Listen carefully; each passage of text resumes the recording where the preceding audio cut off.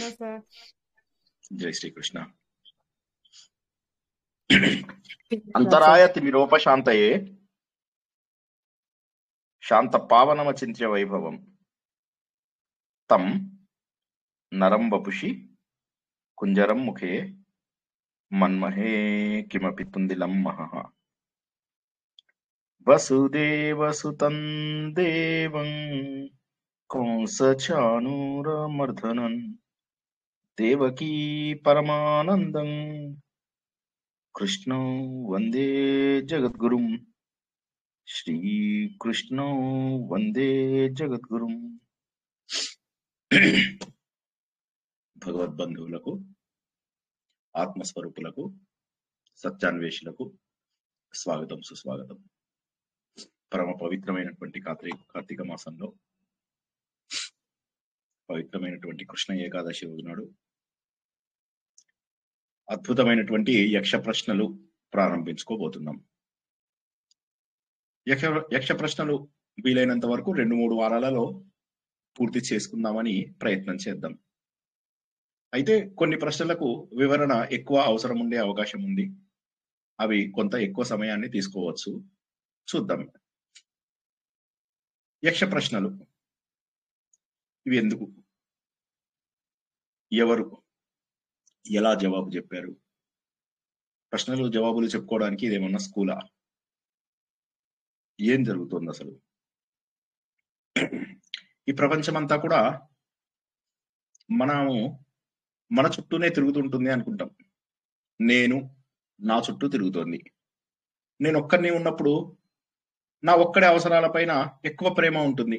నేను తీర్చుకోవలసిన అవసరాలు, నాకు జీతం వస్తుంది, ఎక్కువ బాధ్యతలు లేవు, అమ్మ నాన్న వేరే ఊర్లో ఉన్నారు, వచ్చిన డబ్బంతా కూడా నాకే, కావలసినన్ని కోరికలు తీర్చుకుంటూ ఉంటాను. కారు కొనుక్కోవచ్చు, బండిలు కొనుక్కోవచ్చు, సినిమాలకు వెళ్ళొచ్చు, షికార్లకు వెళ్ళొచ్చు, అన్నింటికి వెళ్తాం. మెల్లగా పెళ్ళవుతుంది. పెళ్ళవగానే ఇద్దరు. ఇప్పుడు మా ఇద్దరి కోరికలు కూడా తీరేంత డబ్బు సంపాదించాలి, లేదా ఉన్న డబ్బుతో కోరికలను తీర్చుకోవాలి. తర్వాత పిల్లలు. ఆ వచ్చే డబ్బుతో మళ్ళీ 4 లేదా 5 తురకాళ్ళు అయితే అక్కడ ఈక్వేషన్ మారుతుంది. అంతమందివి కోరికలు తీర్చుకోవాల్సినటువంటి అవసరం ఉంటుంది. దీంట్లో ఏం తెలుస్తుంది? ముందుగా నా కోరికలు తీర్చుకుంటూ ఉన్నాను, తర్వాత నా అనుకున్న ఇంకొకరు, నా అనుకున్న మరో 2. తల్లిదండ్రుల బాధ్యత కూడా ఒకవేళ పైన నా పైనే ఉంటే వారిని కూడా ఈ నా అనే దాంట్లో కలుపుకున్నాను. అంటే ముందుగా చిన్నగా ఒక బిందువులాగా ప్రారంభమై కొద్దిగా కొద్దిగా కొద్దిగా ఎక్స్పాండ్ చేశాను. తర్వాత కొంతమంది మంచి ఆత్మీయులు దొరుకుతారు. వారి కష్టాలు కూడా మన కష్టాలు. మన పిల్లాన్ని స్కూల్లో దింపుతాం, పక్క వాళ్ళ పిల్లాన్ని కూడా స్కూల్లో దింపుతాం. ఆ పిల్లాన్ని ఇంటికి తీసుకొస్తాం, మన పిల్లాన్ని కూడా ఇంటికి తీసుకొస్తాం. ఇలాగా చిన్నగా సర్కిల్ పెంచుకుంటాం. ఈ సర్కిల్ అక్కడితో ఆపేస్తాం. ఆపేసి ఈ సర్కిల్లో ఉన్న వారికి మాత్రమే మన సేవలు అందించడానికి, ఈ సర్కిల్లో ఉన్న వారిని మాత్రమే ప్రేమించడానికి ఇష్టపడతాం. మన లోకమంతా కూడా వీరి చుట్టే పరిభ్రమిస్తూ ఉంటుంది. కొత్త ఆలోచనలు ఉండవు, కొత్త మార్గం ఉండదు, కొత్తగా చేసేటటువంటి పనులు ఉండవు. ఎంతసేపు కూడా నేను, నా చుట్టుపక్కల నాతో ఆధారపడినటువంటి కొద్దిమంది కోరికలు తీర్చుకోవడం. ఇంతకు మించి నా జీవితంలో మరే విధమైనటువంటి ఆలోచనలు లేవు. వీటితోటే నా జీవితాన్ని కొనసాగించుకుంటూ వెళ్తున్నాను. మన ధర్మము ఇంకోలా చెప్తుంది. ఈ ప్రపంచమంతా నేను, నాది అన్నప్పుడు నీ కష్టాలు తగ్గుతాయి అని చెప్పి చెప్తుంది. ఎందుకో చూద్దాం. నేను నాది అనుకున్నప్పుడు ఈ 4కి వచ్చిన ప్రాబ్లమ్సే నావి, ఈ 2కే వచ్చిన ప్రాబ్లమ్స్ నావి, ఈ 2కి ఇవ్వవలసినటువంటి సుఖాలు అవి మాత్రమే నా బాధ్యత, ఇలా అనుకుంటూ ఉంటాం. కానీ హిందూ ధర్మం ఏమేముంటుందంటే, ఈ సర్కిల్లో మరింత మందిని కలుపుకో, నీ ఊరును కలుపుకో, నీ ఊర్లో ఉన్న వాళ్ళందరినీ కలుపుకో, నీ సర్కిల్ కాస్త పెద్దదైంది, అందులో ఉన్న వారందరినీ ప్రేమించడం మొదలెట్టు. ప్రేమించిన తర్వాత వారందరి కష్టాలు నీ కష్టాలే, వారందరి సుఖాలు నీ సుఖాలే. పంచుకోవడానికి ఎంతో మంది ఉంటారు. తర్వాత మెల్లగా ఆ సర్కిల్‌ని మరింత పెద్దగా చేయి, మరింత పెద్దగా చేయి, మరింత పెద్దగా చేయి. వసుదైవ కుటుంబము. వసుధ మొత్తము ఒకే కుటుంబము. వసుధ ఏక కుటుంబము. సో, ఈ ప్రపంచమంతా కూడా ఒకటే కుటుంబం. అప్పుడేమవుతుంది? ఈ ప్రపంచంలో ఉన్న వారందరూ నా వారే. ఇక అందరూ నా వారే అయినప్పుడు, నా వారు కాని వారెవరు? అంతా నాదే. అందరి సుఖము నా సుఖమే. అందరి కష్టము నా కష్టమే అనుకుందాం. అప్పుడిక నా కష్టం కానిదేది, నా సుఖం కానిదేది. అర్థమైతుందా ఈ పాయింట్? అందరూ నా వారే అయినప్పుడు నా కష్టముకి, నా సుఖానికి ఇంకా వేరే ఉంది. నేను అందరి మిత్రుణ్ణి. అయినప్పుడు ఇక నాకు ప్రత్యేకంగా ఒకరంటే ఇష్టము ఉండకుండా ఉండడము జరగదు. అందరితోటి నిర్లిప్తంగానే ఉంటాము. అందరితోటి ప్రేమగా ఉన్నా, అందరితోటి నిర్లిప్తంగా ఉన్నా, రెండు కూడా ఒకటే. ఇంగ్లీష్ లోపల చెప్తారు దీన్ని, friend of everyone is friend of none. అందరి మిత్రుడు ఎవరి మిత్రుడు కాదు అని. వీడు నా మిత్రుడు అని చెప్తే నాకు కూడా మిత్రుడే. నాకు కారు ఉంది అంటే నాకు కూడా కారు ఉంది అన్నారు అనుకోండి, అప్పుడు మన ప్రత్యేకత ఏముంది? అదే విధంగా అందరి మిత్రుడు ఎవరికి మిత్రుడు కాదు. అప్పుడు ఏమవుతుంది? మన లోపల ఒక డిటాచ్మెంట్ వస్తుంది అనమాట. అందరూ ఒక్కటే. ఇంకా అప్పుడు వేరే ప్రత్యేకమైనటువంటి మోహం ఉండదు. ఈ ప్రత్యేకమైనటువంటి మోహము మనని బంధాలకు గురి చేస్తుంది. మన చిన్న సర్కిల్ ఏదైతే ముందు పెట్టుకున్నామో, ఈ చిన్న సర్కిల్ లోపల ఎవరికి ఏ కష్టం వచ్చినా గిలగిలలాడిపోతూ ఉంటాం. ఆ కష్టం నుంచి బయటికి రావడానికి ప్రయత్నం చేస్తూ ఉంటాము. ఆ సర్కిల్లో ఉన్న వారి కోసము మనము వారి కోసము నానా కష్టాలు పడుతూ వారికి సకల సుఖాలు అందించాలి అనేటటువంటి ప్రయత్నంలో ఉంటాము. కాబట్టి ఏమవుతుందంటే మన జీవితం చాలా చిన్నగా అయిపోయింది. వీరిలోనే కొట్టుకుంటూ ఉన్నాము. అవే కష్టాలు, అవే నష్టాలు, అవే బాధలు, అన్నీ అవే. అలా కాకుండా ప్రపంచమంతా నాదే అయినప్పుడు అన్ని కష్టాలు నావే, ఏ కష్టము నాది కాదు. అన్ని సుఖాలు నాదే, ఏ సుఖము నాది కాదు. సో కాబట్టి ఒక వైరాగ్య భావనకు వస్తుంది. అప్పుడే ఈ ప్రపంచమంతా ఒక్క కుటుంబము. సో అందరినీ ప్రేమించడము అంటే ఎవరిని ప్రేమించకుండా ఉండడంతో సమానము. ఒక ప్రత్యేకమైన వ్యక్తిని ప్రేమిస్తే అది ప్రేమించినట్టు. ఒక ప్రత్యేకమైన వ్యక్తిని ప్రేమించకపోతే ఏమవుతుంది? కాకపోతే సమాజం అలా ఉందా? మనము వసుధ మొత్తాన్ని ఒక కుటుంబంగా చేసుకోగలిగేటటువంటి అవకాశం ఉందా? బహుశా లేదేమో. తెలుసుకున్నాం. ఆది పర్వంలో, సభా పర్వంలో తెలుసుకున్నాం. పాండవులు ఎన్ని రకాల కష్టాలకు గురయ్యారు. పాపం తండ్రి లేక, తల్లి వీరిని తాతగారి దగ్గరికి తీసుకురావడము. వారు ఎంత ప్రేమగా పెంచినప్పటికీ కూడా తండ్రి ప్రేమ లేకపోవడం వారికి. దుర్యోధనుడు వారి లోపల వీరంటే ప్రత్యేకమైనటువంటి ద్వేషము. వీరిలో ఎటువంటి ద్వేషము లేకపోయినప్పటికీ వారికి వీరంటే ద్వేషం కలగడం చూస్తూ ఉన్నాం. చివరికి ఆ ద్వేషం ఏ స్థాయికి వచ్చింది అంటే, అద్భుతమైనటువంటి రాజ్యపాలన చేస్తున్నటువంటి, ప్రపంచం మొత్తాన్ని కూడా జయించినటువంటి, ఇదిగాక మహానుభావులు, సాత్వికులు, గొప్పవారు అయినటువంటి, ధర్మతత్పరాయణులు అయినటువంటి పాండవులకి అత్యంత దారుణమైనటువంటి అవమానం జరిగింది. ఈ ప్రపంచంలో అంత ఘోరంగా, అంటే 100 నుంచి 0కి ఒక్కసారిగా మారిపోయే వారిని మనం ఎవరిని చూసుండకపోవచ్చు బహుశా. నరమహారాజును చూసామనుకోండి, రాముడిని చూసామనుకోండి. కానీ మన జీవితంలో అలా చూసిన వాళ్ళు ఎవరైనా ఉంటారా? చాలా తక్కువే అని చెప్పొచ్చు. ఒక్కసారిగా అక్కడి నుంచి ఇక్కడికి అధపాతాళానికి పడిపోయారు. అదిగాక ఎంతో ప్రేమించిన మనుషులందరికీ కూడా దూరం అయ్యారు. ధర్మరాజు దుర్యోధనుని కూడా చూసి సంతోషపడతాడు. తను రాజసూయ యాగం చేసినప్పుడు, వచ్చావా, దాదా తమ్ముడు, నీకు ఒక మంచి బాధ్యత ఇస్తున్నాను, ఈ బాధ్యతను తీర్చుకో అని చెప్పేసేసి ఆ ఫైనాన్స్, అకౌంటింగ్, అందరు ఇచ్చినటువంటి గిఫ్ట్స్, దాన్ని టేబులేట్ చేయడము, రిపోర్ట్స్ రాయడం అన్ని కూడా దుర్యోధనుడికి అప్పచెప్తారు. సో అంత ప్రేమ. స్వతహాగా మహానుభావుడైనటువంటి ధర్మరాజు ఇంత ప్రేమగా ఉన్నప్పుడు మనసులో ఏవో చిన్న చిన్న ఉంటాయి. ఎవరికి ఉండవు? ఎవరి చుట్టాలలో ఎవరికి చిన్న చిన్న లోపాలుండవు? అందరి చుట్టాలలో ఇవి ఉన్న ప్రాబ్లమ్సే. అలాగే అనుకుంటాడు ధర్మరాజు తప్ప వాటిని ఎప్పుడు మనసుకు తీసుకోడు. అటువంటి ధర్మరాజు ఘోరాతి ఘోరమైనటువంటి అవమానానికి గురైతాడు.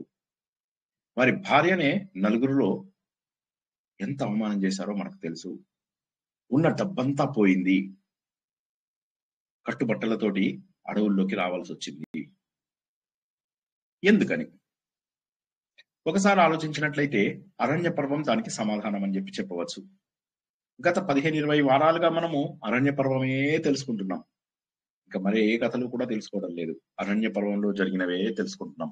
ఎందుకంటే సంపూర్ణ మహాభారతం అనేటటువంటిది వేదమే. ఇది పంచమ వేదం అని చెప్పి కూడా తెలుసుకున్నాం.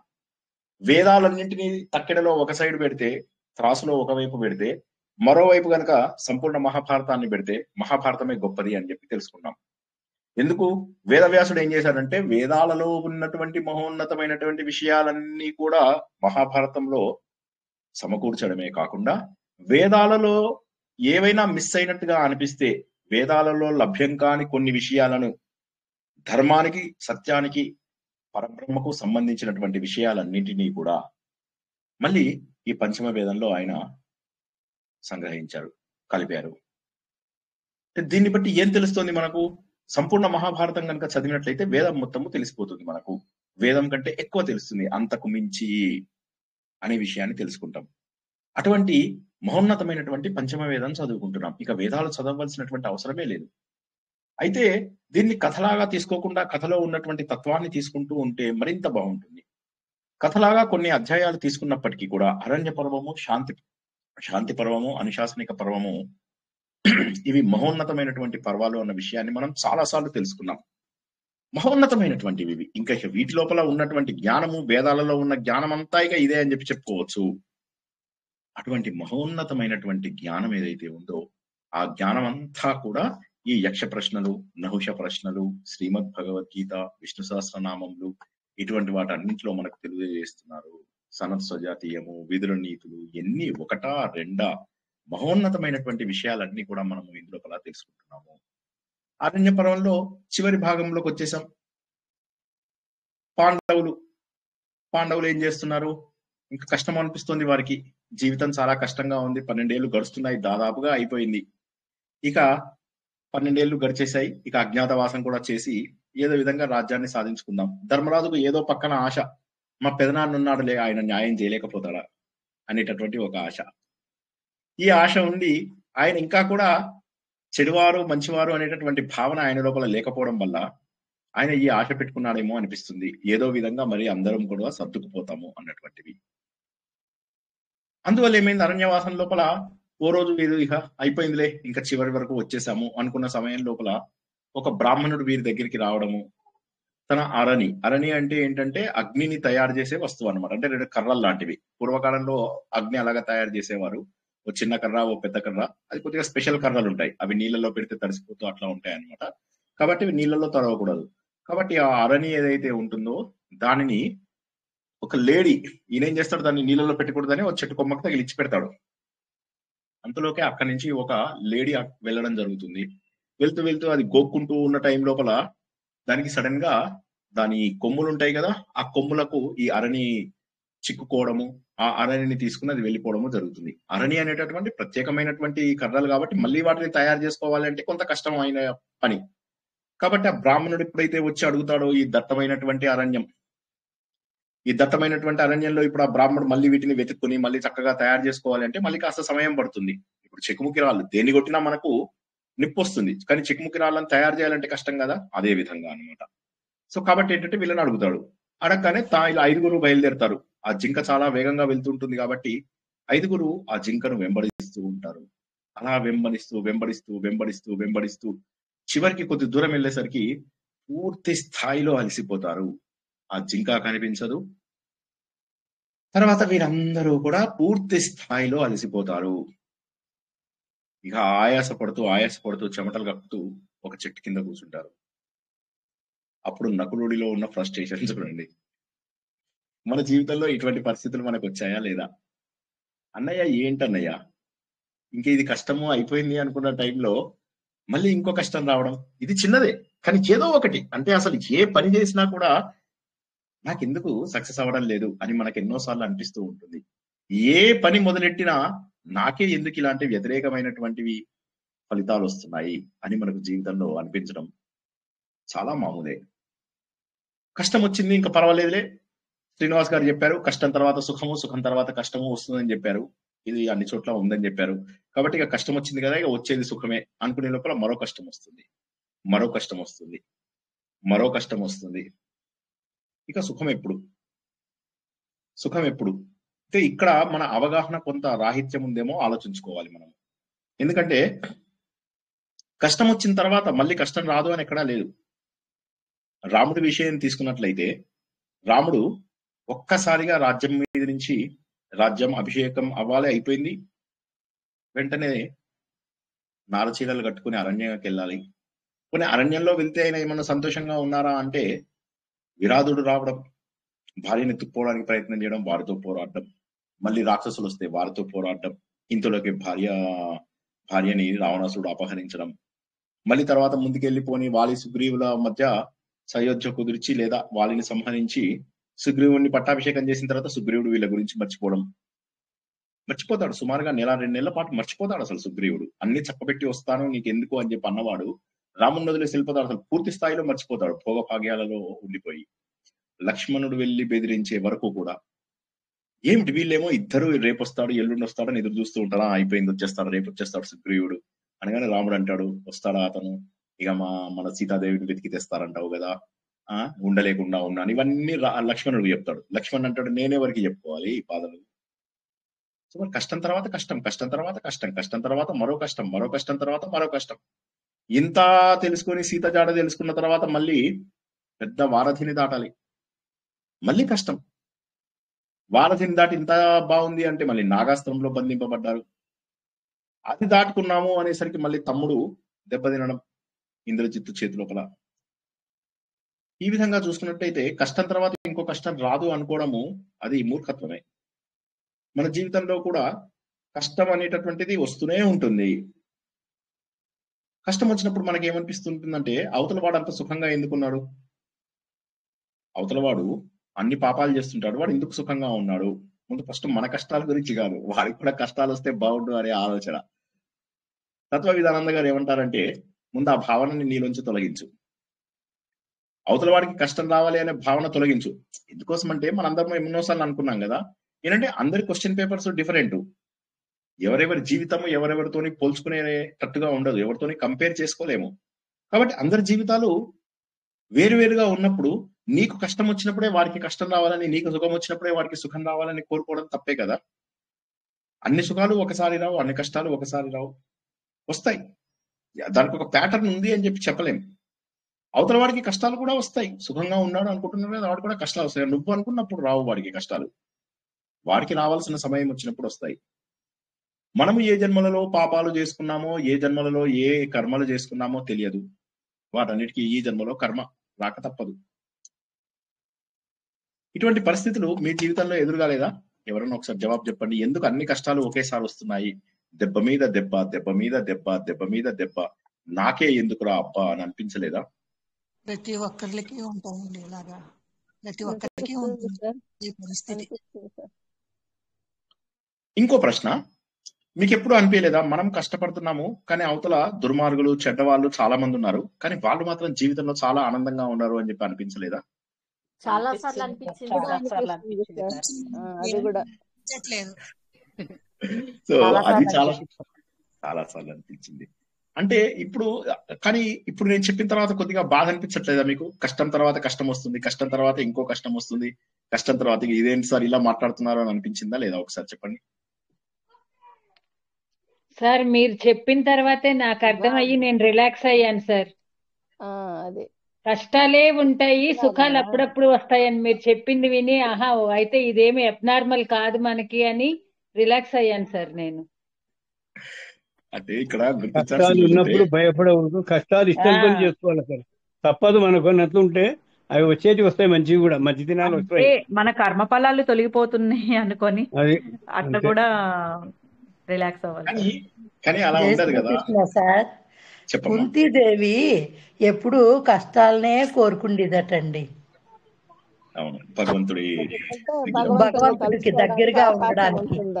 అవును, అంటే నేనేమంటానంటే వేరే వాళ్ళది ఆలోచించకండి, ఎవరిది వాళ్ళు చెప్పండి సార్. మీకు అలా కష్టాలు చెప్తారు సార్. చైతన్య చెప్పండి. మీరు అన్ని ఫ్యాక్ట్సే చెప్తారు సార్, రియల్ టైమ్ లో ఉండే ఫ్యాక్ట్సే మీరు చెప్తున్నారు సార్. ఇలా కూడా అనుకోవచ్చా సార్,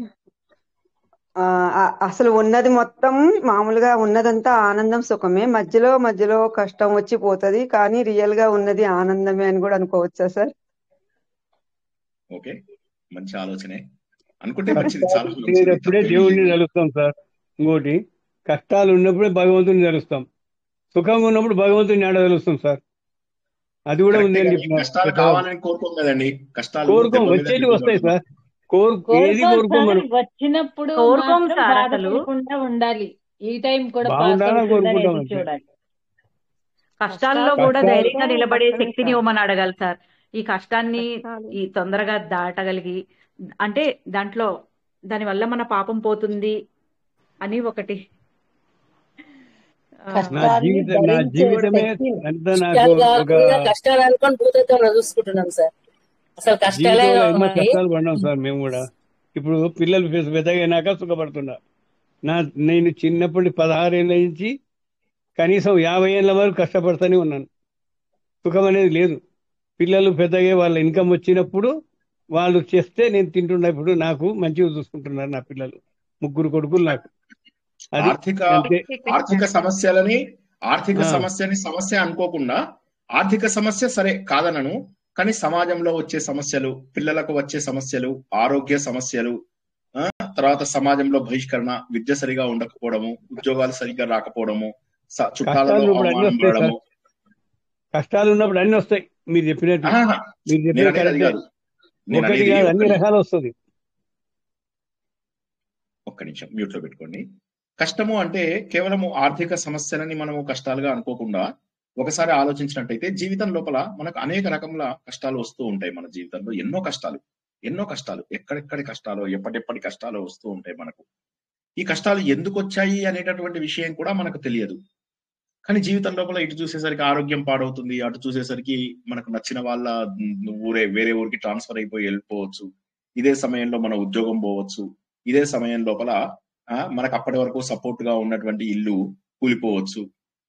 ఎన్ని కష్టాలంటే ఇది కేవలం ఆర్థిక సమస్యే కాదు కదా, ఎన్నో రకాలుగా అప్పటి వరకు మనతో తోడుగా ఉన్న వాళ్ళు మనకు శత్రువులుగా మారవచ్చు. ఇలా చూసుకున్నట్లయితే జీవితం అంతా కూడా కష్టాలు. ఆర్థిక సమస్య సరే, అది పెద్ద సమస్యే కాదనను, కానీ పిల్లలు లేని వాళ్ళకి సమాజంలో గుర్తింపు ఉండదు, వాళ్ళని సరే అందరూ కూడా ఇన్సల్ట్ చేస్తూ ఉంటారు. అది పిల్లలున్న వాళ్ళు సరిగా పుట్టలేదు, అప్పుడు ఎంత కష్టం. వాళ్ళకి సరైన చదువు లేదు, సరైన ఉద్యోగం లేదు. చిన్న కష్టాలకే జనాలు ఎంత ఘోరంగా ఏడుస్తారో నేను చెప్పలేను.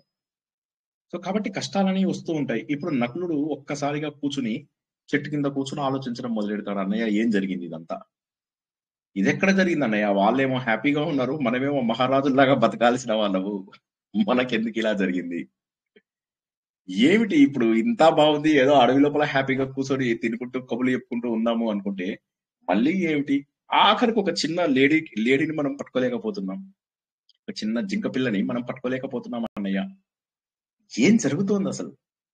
చిన్న జింక పిల్లని పట్టుకోలేకపోయాము, 5గురం ఉన్నాము, మహామహులు అని చెప్పి చెప్తారు. ఇదేనా మన శక్తి? అర్జునుడు కూడా పరిగెత్తి చూడు ఎలా అలసిపోయాడు. అర్జునుడు అలా చెట్టు కింద కూర్చొని ఇలా చూస్తూ ఉంటాడు, అంటూ ఉంటాడు. భీముడు అలసిపోయి ఉంటాడు, ధర్మరాజు పూర్తిగా అలసిపోయాడు. అప్పుడు నకులుడికి ఆయన బుద్ధి చెప్తాడు, అలా కాదయ్యా, కష్టాలు అనేటటువంటివి, సుఖాలు అనేటటువంటివి, వీటికి అతీతంగా మనము ఎదగాల్సినటువంటి అవసరం. ఈ కష్టకాలంలో ఎన్నో గొప్ప విషయాలు తెలుసుకున్నాం, అరణ్యంలో జీవిత సత్యాలు కూడా ఎన్నో తెలుసుకున్నాం, మహానుభావుల యొక్క సాంగత్యం కూడా మనకు లభించింది. ఇది మనం రాజ్యంలో ఉంటే బహుశా ఇంతగా లభించి ఉండేది కాదు, కేవలము భోగపాక్యాలు అనుభవించడానికి మాత్రమే మనము పుట్టుండే వాళ్ళమేమో. కాబట్టి ఇది జరిగినందుకు మంచిదే. తర్వాత వేరే వారి చెడు మనం ఎందుకు కోరుకోవాలి?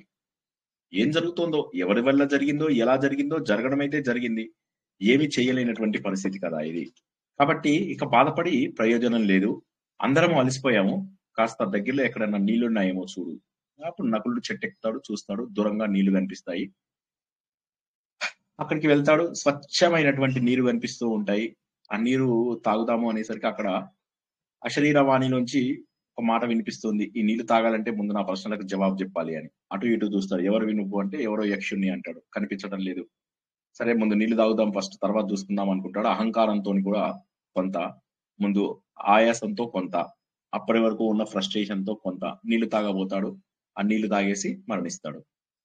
ఈ విధంగా ఒకరి తర్వాత ఒకరు ఒకరి తర్వాత ఒకరు ఒకరి తర్వాత ఒకరు ఒకరి తర్వాత ఒకరు అందరూ కూడా ఈ అదృశ్యవాణి ఎవరైతే ఉన్నారో ఆ మాటలు వినడము, వాటికి సమాధానాలు చెప్పకుండా నీళ్లు తాగాలనుకోవడము, మరణించేయడము. ఇక చివరికి యుధిష్ఠిరుడు అక్కడికి రావడం అంటూ జరుగుతుంది. ఇక ఎంత కష్టమైనటువంటి విషయమో చూసుకోండి. ఒక్కసారిగా 4 తమ్ముళ్ళని పోగొట్టుకున్నాడు ధర్మరాజు.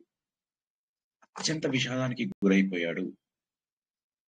ఏమిటి ఇటువంటి అరణ్యంలో, ఎవరూ లేనటువంటి ఈ అరణ్యంలో ఏం జరుగుతుంది? ఎవరు నా తమ్ముణ్ణి చంపింది? సింహాల, రాక్షసుల? ఎవరు చంపారు? కనీసం యుద్ధం చేసినట్టుగా కూడా ఏమీ లేదు కదా. ఆశ్చర్యంగా ఉంది. ఇదేంటి? వీళ్ళు లోక పాలకులు, నా తమ్ముళ్ళు లోకపాలకులు. ఓ అర్జున, ఏంటి నువ్వు ఇలా పడిపోయి ఉన్నావు?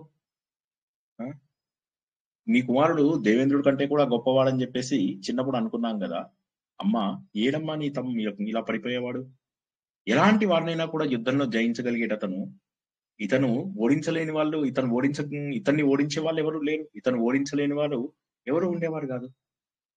అయ్యో రామా, ఇక్కడ చూస్తే భీముడు ఇలా పడిపోయి ఉన్నాడు, అచేతనుడు అయిపోయి. ఏమన్నాడు నిండు సభ లోపల ఎంత గొప్ప ప్రతిజ్ఞ చేశాడు. దుర్యోధనుడు వారందరివి తొడలు పగలగొట్టి మరి చంపి వారి రక్తాన్ని తాగుతాను అని చెప్పావు కదా. మన కురువంశం యొక్క కీర్తిని నువ్వు వృద్ధిపరుస్తా అన్నావు కదా, నువ్వెందుకు ఇలా అయిపోయావు? ఇక నువ్వే ఇలా పడిపోతే ఇక ఈ ఉన్నటువంటి విషయాలన్నీ నాకెందుకు? ఎక్కడ పడితే అక్కడ వీళ్ళ బాణాలు అలా పడిపోయి ఉంటాయి, దేహాలు అలా ఇష్టం వచ్చినట్టు పడిపోయి ఉంటాయి. అది మామూలు విషయం కాదు. ఒకసారి ఊహించుకోండి. ఊహించుకుంటేనే భయంకరమైనటువంటిది. అలా నిట్టూర్పు వస్తుంది, కళ్ళలోంచి నీళ్లు పొంగికొస్తుంది. ఎలా ఏడుస్తూనే ఉంటాడు. ఏడుస్తూనే ఉంటాడు. ఎవరితను ఇంత ఇదిగా? నా తమ్ముళ్లలో మహోన్నతుడైనటువంటి అర్జునుడు కూడా ఇలా పడిపోవడం ఏమిటి?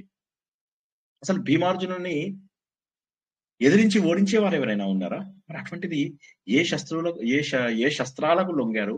ఏ శత్రువులకు లొంగారు? ఏం జరుగుండొచ్చు? వీరందరూ తెలివైన వారే కదా, బుద్ధితోటే చేస్తారు ఏ పనైనా కూడా. నకుల సహదేవులు మామూలుగా బుద్ధివంతులే, మరి వారు ఎవరితో తగాదా పడి ఉంటారు? అలా చెయ్యరు కూడా కదా. అలా కాకుండా నిద్రపోతున్నారా పోని? మళ్ళీ అదే ఒక ఆలోచన కూడా. చూస్తాడు, శరీరం పైన ఎక్కడ గాయాలు కనిపించవు. పోనీ బాణాలు ఎక్కడన్నా కొట్టారా అని చెప్పి శరీరం అంతా చూస్తే లేదు, కానీ నేల కూలిపోయి ఉన్నారు. అర్థం కావట్లేదు ఈయనకి. వెంటనే శరీరం అంతా చెమట్లు పట్టేస్తుంది, మొహంలోకి రక్తం వచ్చేస్తుంది. ఇలా జరగాల్సిందేనేమో ఇంకా. ఇక ఇది ఇలా జరగాల్సినటువంటిదే, ఇక మనందరికీ తెలిసిందే కదా. ఏమై ఉండొచ్చు అని అనుకుంటాడు. ఓకే, ఒకవేళ ఈ దుర్యోధనుడు ఇక్కడ మేము మంచినీళ్ళు తాగుతాము అని తెలిసి ఇందులోపల ఏమన్నా విషయం కలిపి ఉండొచ్చా? భవిష్యత్ జరిగి ఉండొచ్చు.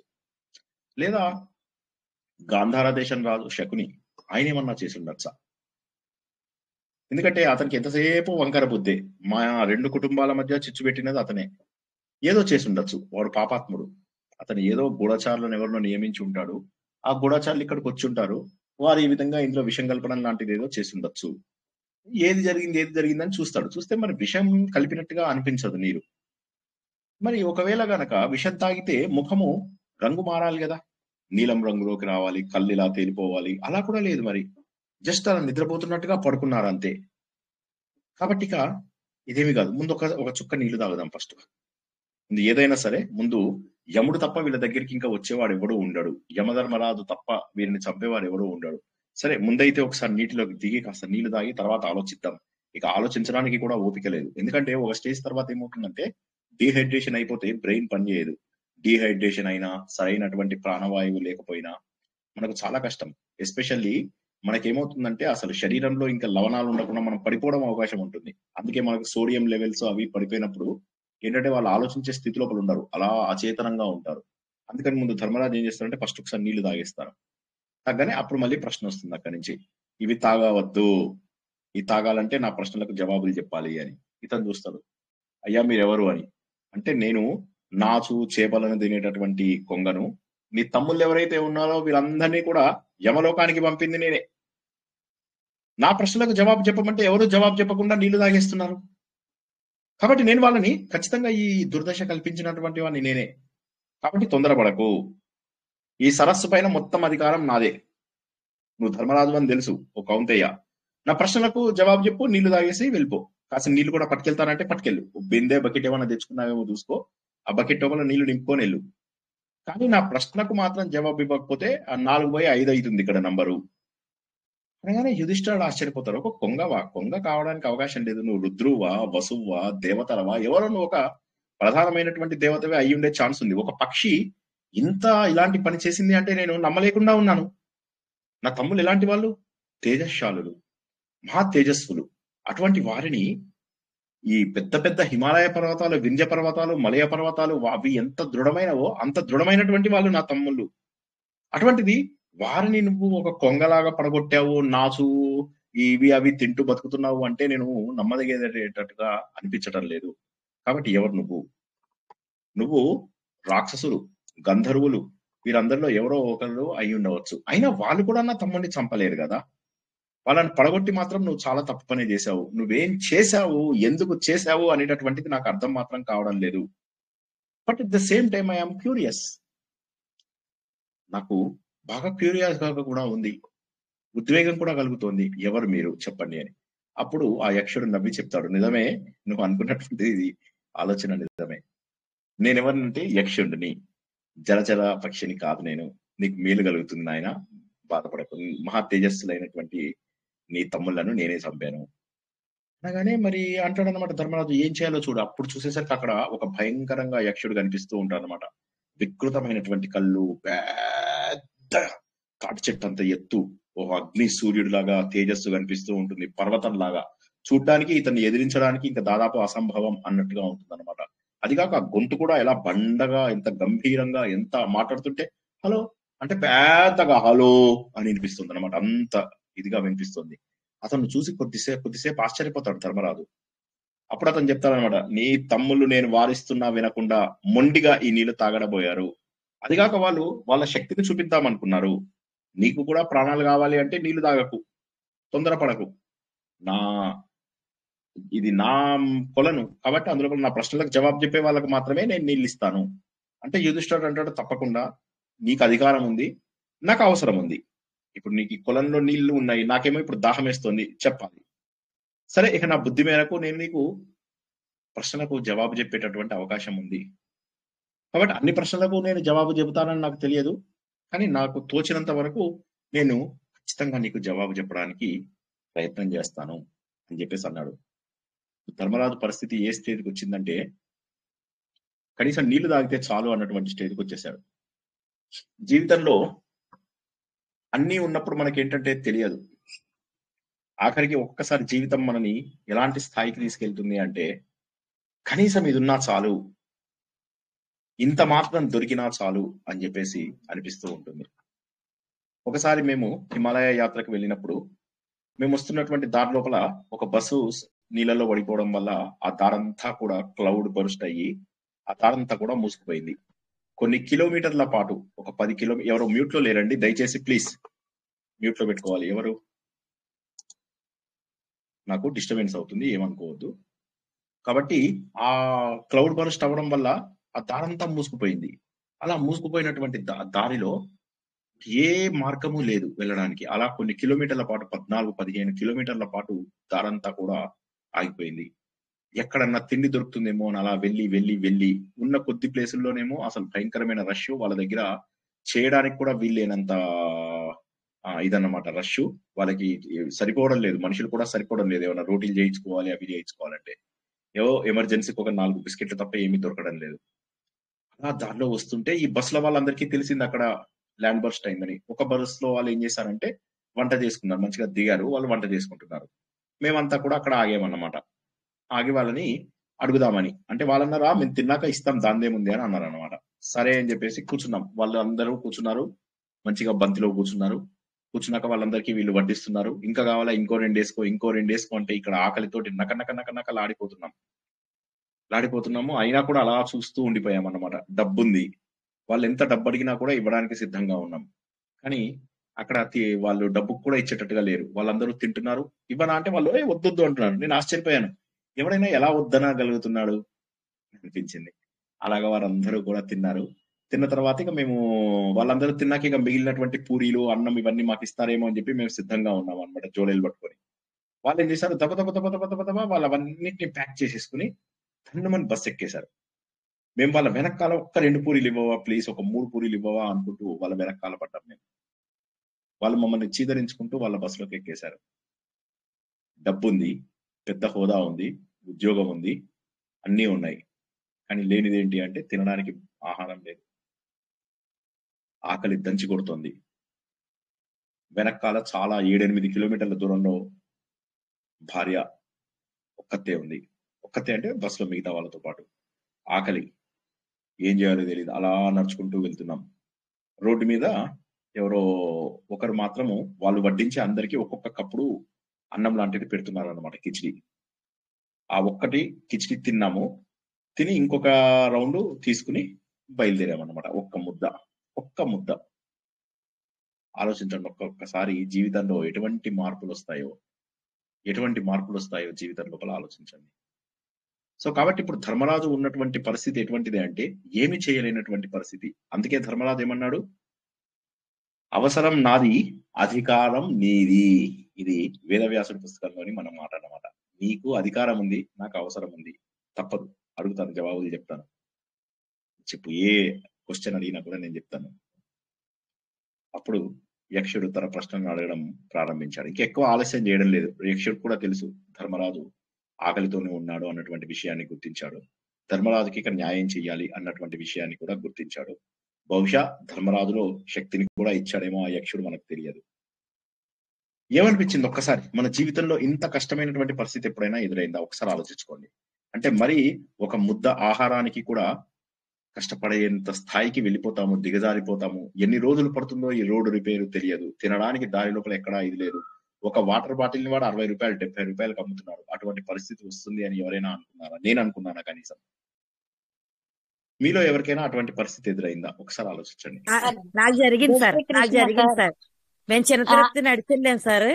నడిచెళ్ళినప్పుడు ఒక్కళ్ళు కూడా మాకు కనీసం సీతాఫల పండు ఇమ్మన్నా సరే ఇవ్వలేదు సార్. అసలు చాలా కష్టపడ్డాం. మేము క్రింద జన్మలో ఎవరికి ఏమి సాయం చేయలేదేమో, ఈ జన్మలో ఇలా జరిగిందని చాలా బాధపడ్డాం సార్ మేము. ఇప్పుడు తిరుపతికి నడకదారిలో వెళ్తున్నప్పుడు వెళుతున్నప్పుడు కనీసం సీతాఫల పళ్ళు అమ్ముకునే వాళ్ళు ఒక పండు ఇమ్మన్నా ఇవ్వలేదు సార్. అసలు డబ్బులు లేవా? డబ్బులు ఉన్నాయి. ఆ డబ్బులు అంటే మగవాళ్ళేమో బండి మీద వెళ్ళిపోయారు సార్. మేము ఆడవాళ్ళు నడిచెళ్ళాము. కనీసం ఇలా ఆకలి వేస్తుంది, దాహం వేస్తుంది అన్నా సరే ఒక్కళ్ళు కూడా కనికరించలేదు సార్. అసలు అంటే దుకాణాల లోపల ఎవరు అమ్మడం లేదా? ఏ వస్తువులు అమ్మేవాళ్లే సార్. అమ్మేవాళ్ళు మీకు అమ్మమని చెప్పారు, అమ్మేవాళ్ళు మీకు అమ్మము అని చెప్పారు. మా దగ్గర డబ్బులు లేవు, ఒక పండు ఇమ్మన్నా ఇవ్వలేదు అండి. మీ దగ్గర డబ్బులు లేవు, అదేంటి మీ అంటే మగవాళ్ళందరూ వెళ్ళిపోయారు, మేము ఆడవాళ్ళు నడిచి అడగాలి.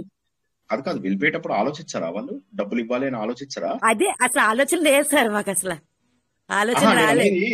నేను అనేది ఆ సీతాఫల పళ్ళు ఇవ్వని వాళ్ళది తప్పు కాదు ఇక్కడ. అదే కానీ వాటర్ కానీ సోర్స్ అంతా దగ్గర ఉంచుకోవాలి కదండి.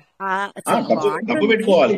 ఇప్పుడు మా విషయంలో ఏమైందంటే డబ్బుంది అండ్ మాకు ఇంకా దారిలో దొరకలేదు, అండ్ దొరుకుతుంది ఇంకా ఫ్యూచర్ లో అని గ్యారంటీ కూడా లేదు. ఎందుకంటే అక్కడ క్లౌడ్ బర్స్ట్ అయింది, ఎన్ని రోజులు అవుతుందో తెలియదు ఆ రోడ్డు రిపేర్ చేయడానికి. ఉన్నది బద్రీనాథ్ వెళ్ళినప్పుడు మేము అది కూడా ఎదుర్కొన్నాం సార్. అప్పుడు డబ్బు ఉంది మా చేతిలో, మీకులాగానే సేమ్ అలా జరిగింది మాకు బస్సు ఆగిపోయింది సార్. అక్కడ జోషిమఠ్ వెళ్ళాక బస్సు ఆగిపోయింది, ఇంకా అసలు ఏమీ దొరకలేదు సార్ మాకు.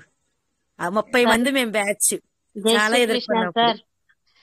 ఇదైతే మనం మాట్లాడుతున్నాం కదండి సార్ మన గురించి. మరి ఆర్మీ వాళ్ళ సంగతి ఎట్లుంటుందంటే వాళ్ళకు నీళ్లు కూడా దొరకవు సార్. 3 రోజులు నీళ్లు కూడా ఉండవు సార్. నేను ప్రాక్టికల్ గా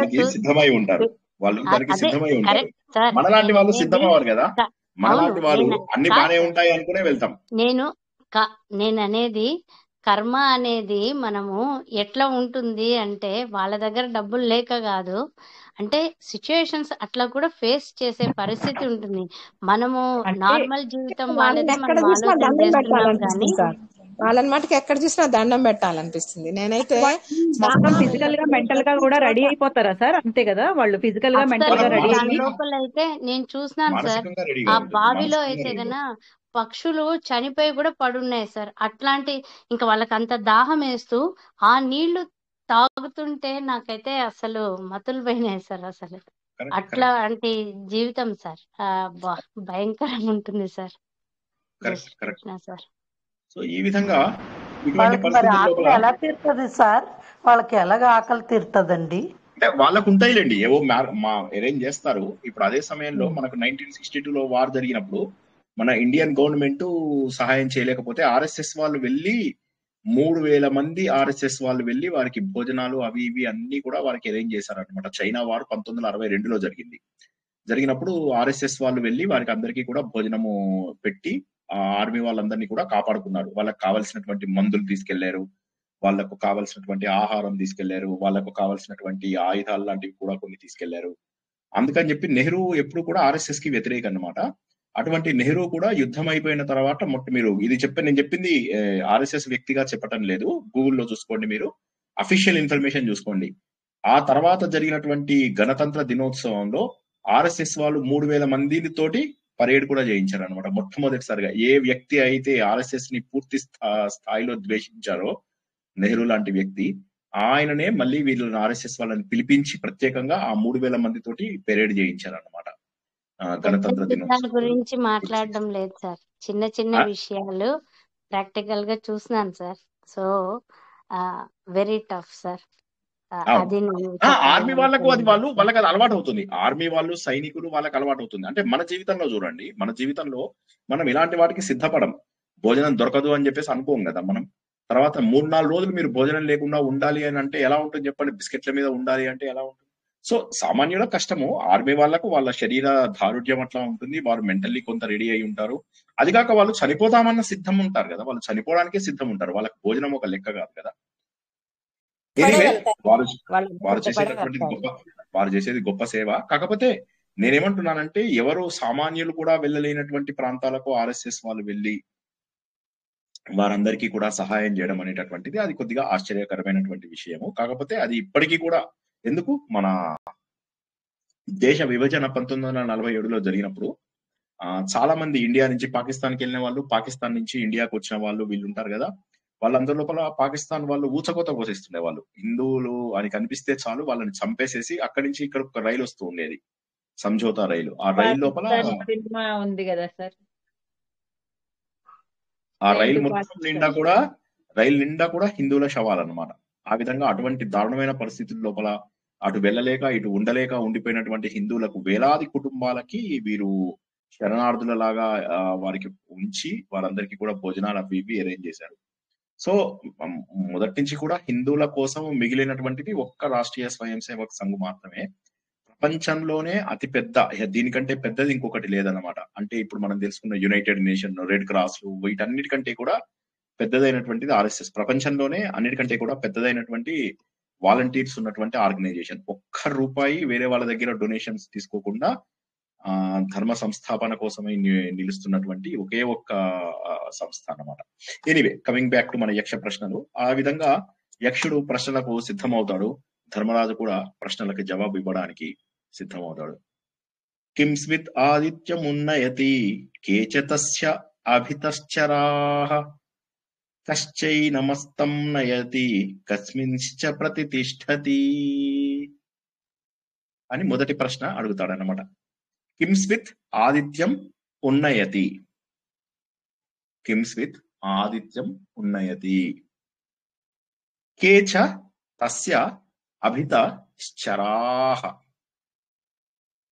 కేచ తస్య అభిత శ్చరాః. మూడోది ఏంటి? కశ్చైనం అస్తం, అస్తం అంటే అస్తమయం, నయతి ఎవరు తీసుకొస్తారు? నయతి. కస్మింశ్చ ప్రతితిష్ఠతి, ప్రతితిష్ఠతి. మొదటి ప్రశ్న సూర్యుడితో ప్రారంభమైంది. తత్వవిధానంద గారు చాలా చక్కటి ఉపోద్ఘాతం ఇచ్చారు దీనికి. ప్రతి దానికి కూడా ఈ ప్రపంచం మొత్తం కూడా ఉదయించేది సూర్యుడితోటే, ఈ ప్రపంచం అంతా కూడా ప్రారంభం అయ్యేది సూర్యుడితోటే. ఏ ఆదిత్య హృదయం అయితే మహోన్నతమైనటువంటిది అని చెప్పేసి తెలుసుకున్నామో, మనకు కనిపిస్తున్నటువంటి ప్రత్యక్ష దైవము ఆదిత్యుడు అని చెప్పేసి తెలుసుకుంటున్నామో, ఏ ఆదిత్యుడైతే మొట్టమొదటిసారిగా రామాయణంలో ఒక రూపంతో పూజించినటువంటి మొట్టమొదటి పూజ రామాయణంలో జరిగేది ఆదిత్యుడికే. ఒక నరుడు ఆదిత్యుడిని పూజించడము అనేటటువంటిది రామాయణంలో. మళ్ళీ అదే విధంగా మరొక నరుడు ఆదిత్యుని పూజించడం అనేటటువంటిది ఇక్కడ మళ్ళీ మహాభారతంలో, రామాయణంలోను మహాభారతంలోను మనకు ఉన్నటువంటి రెండింటిలోనూ కూడా ఆదిత్యుడి యొక్క పూజని ప్రారంభించినట్టుగాను, అక్కడ ఆదిత్య హృదయం ఉన్నట్టుగానే ఇక్కడ కూడా మొట్టమొదటి శ్లోకము ఆదిత్యుడితో. అయితే ఇందులో ఉన్నటువంటి క్వశ్చన్స్ ని గ్రూప్స్ గా విడదీయగలిగినప్పటికీ కూడా ఇవి ఒక సీక్వెన్స్ లో ఉండవు, చాలా క్వశ్చన్స్. కాబట్టి అవన్నీ సీక్వెన్స్ లో ఇవి దీనికి సంబంధించినవి, ఇవి దీనికి సంబంధించినవి, ఇవి దీనికి సంబంధించినవి అని మనము చెప్పడం కొంతవరకు కష్టము. కాబట్టి క్వశ్చన్స్ సరిగా గ్రూపింగ్ లేదనిపిస్తుంది, అయినప్పటికీ కూడాను చాలా చక్కగా అర్థం చేసుకోవడానికి సులువుగా కూడా ఉంటాయి. ఇప్పుడు ఈయన ఏమడుగుతున్నాడంటే ఆదిత్యుడు, ఇప్పుడు మన శరీరం చూసుకున్నట్లయితే భగవంతుడు లేదే మన శరీరం లేదు. ఈ శరీరము సూర్య, చంద్ర, అగ్ని అనేటటువంటి 3 భాగాలతో తయారైంది అని మనం చాలా సార్లు తెలుసుకున్నాం. సూర్యుడు, చంద్రుడు, అగ్ని, దీన్నే త్రిపురాలు అంటారు అని కూడా మనం చాలా తెలుసుకున్నాం. 3 అంటే 3 అన్నటువంటిది తెలుసుకున్నాం మనం చాలా. ఇవాళ, నిన్న, రేపు ఇక్కడ భూలోకము, అధలోకాలు, ఊర్ధ్వలోకాలు, సృష్టి, స్థితి, లయ, ఇలా 3 ప్రపంచమంతా కూడా ఉండిపోయింది. అందుకోసం అని చెప్పేసి ఈ ప్రపంచమంతా కూడా త్రిపురాలు అని చెప్పేసి చెబుతున్నారు అనమాట. ఓకే, ఇప్పుడు ఈ సూర్యుడి విషయం వచ్చినట్లయితే సూర్యుడు ప్రత్యేకం ఎందుకు? చంద్రుడు లోపల కనుక మనం చూసినట్లయితే చంద్రుడి యొక్క కాంతి అలా మెల్లమెల్లగా తగ్గిపోతూ మళ్ళీ మెల్లమెల్లగా పెరుగుతూ కృష్ణపక్షంలో ఒక రకంగాను, శుక్లపక్షంలో మరొక రకంగాను చంద్రుడు వెళ్ళడం జరుగుతోంది. అంటే చంద్రుడి యొక్క కాంతి తగ్గుతోంది. అగ్ని విషయం తీసుకున్నట్లయితే అగ్ని కూడా వెలిగినంతసేపు చక్కటి వెలుతురుని మనకు అందిస్తుంది, కానీ ఆరిపోయిన తర్వాత దాని లోపల మనకు ఎటువంటి వెలుతురు, ఎటువంటి ప్రకాశము కూడా మనకు అందదు. కాబట్టి అటువంటి ప్రకాశము ఏదైతే ఉందో అది సూర్యుడి లోపల ఉన్నటువంటి ప్రకాశము. సూర్యుడి లోపల మాత్రము నిరంతరము ఒకటే ప్రకాశము ఉన్నది. ఏమిటా ప్రకాశము? ఈయన ఏమడుగుతున్నాడు?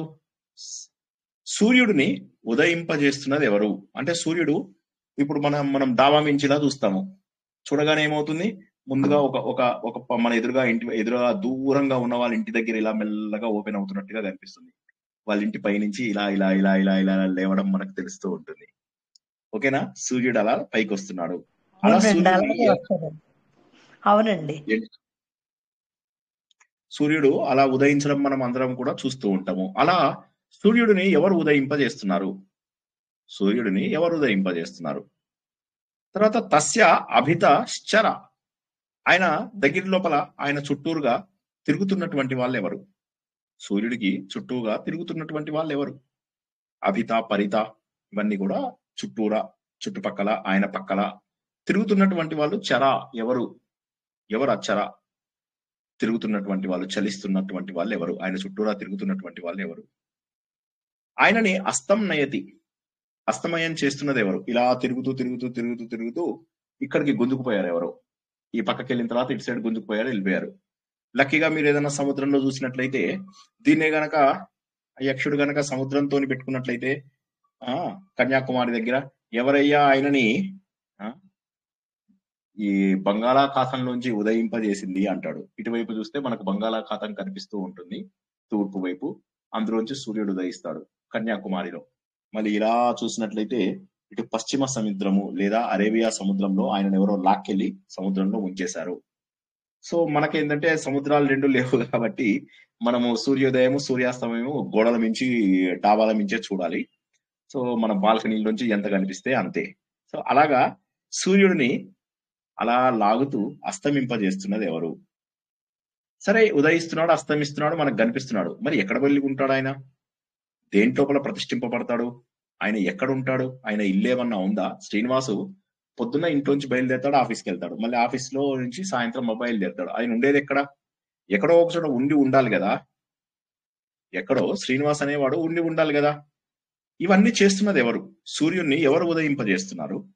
సూర్యుడి చుట్టూ ఎవరు తిరుగుతున్నారు? సూర్యుడిని ఎవరు అస్తమయం చేస్తున్నారు? సూర్యుడు ఉండేటటువంటి ప్లేస్ ఏది? ఆయనను ప్రతిష్ఠించినటువంటి ప్లేస్ ఏది అని చెప్పేసి అడుగుతారు అనమాట. అడగగానే దానికి ధర్మరాజు జవాబు చెప్తాడనమాట. బ్రహ్మ ఆదిత్యం ఉన్నయతి.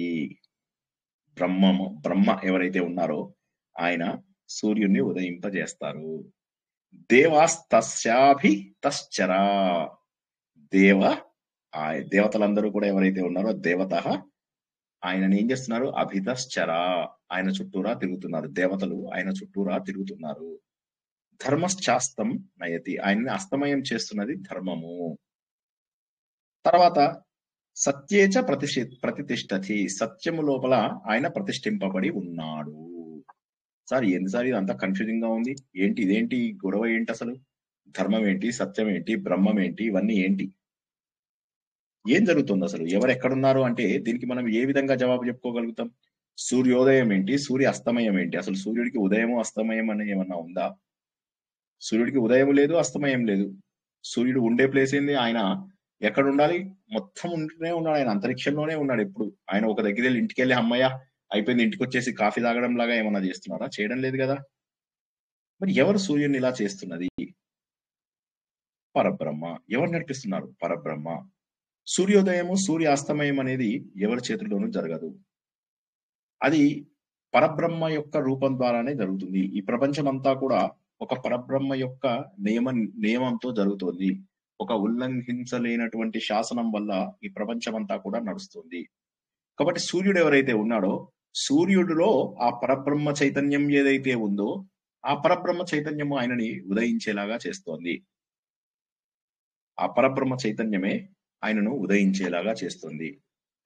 కాబట్టి అది సూర్యుడిని ఎవరు స్తంభింపజేస్తున్నారు, ఎక్కడ స్తంభింపజేస్తున్నారు అని మనం తెలుసుకుందాము. కానీ అంతకు ముందు ఒకసారి ఆలోచించినట్లయితే సూర్యుడిని రకరకాల పేర్లతో మనం పిలుస్తున్నాం.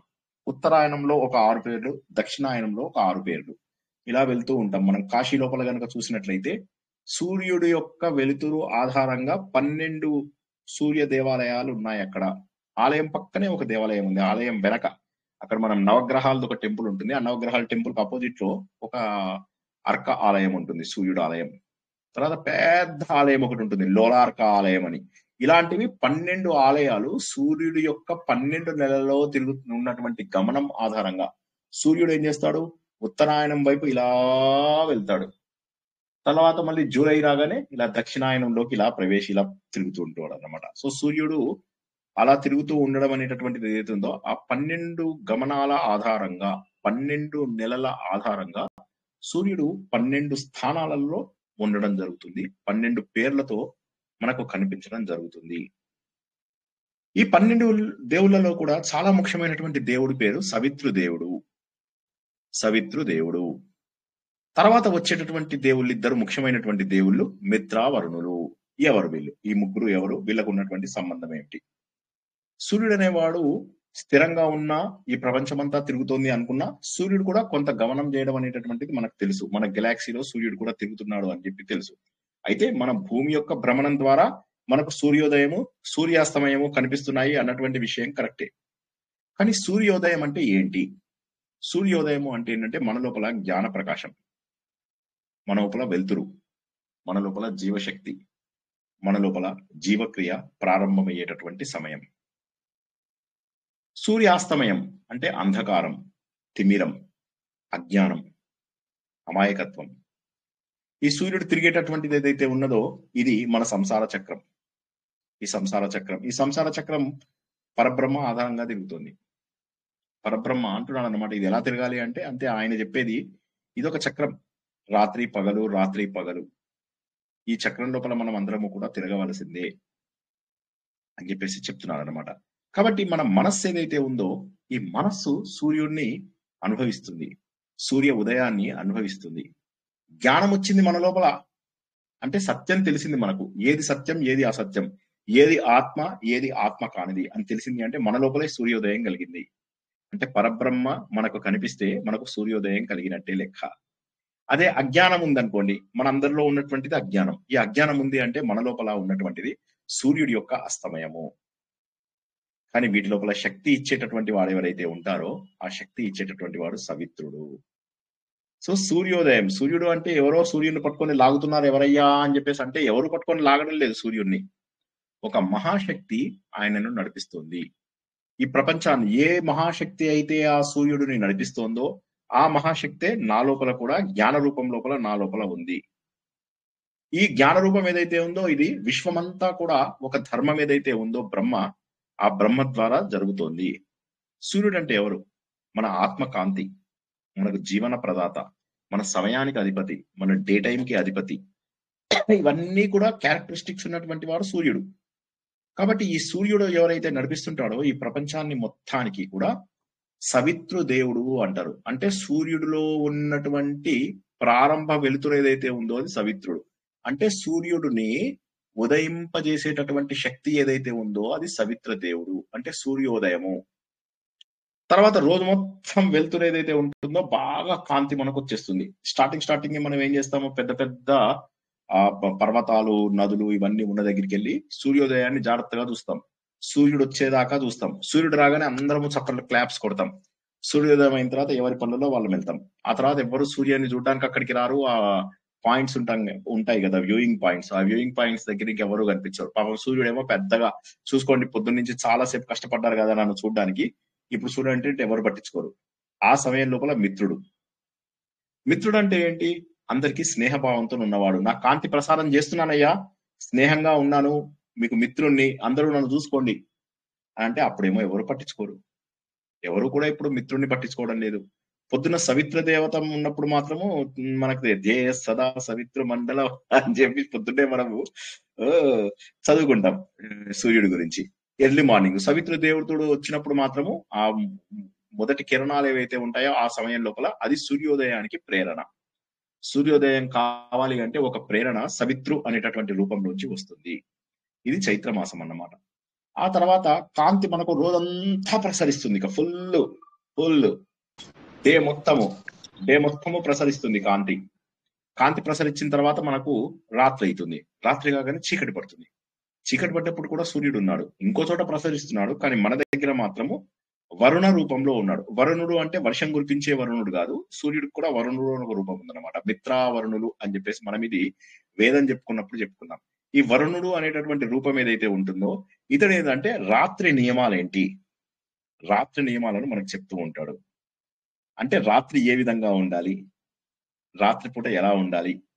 కాబట్టి ఏమవుతుందంటే మనకు అసలు ఆలోచించాలి అంటే మనకు 3 రకాల రూపాలు మనకు ప్రతిరోజు కూడా చూడగలుగుతున్నాం.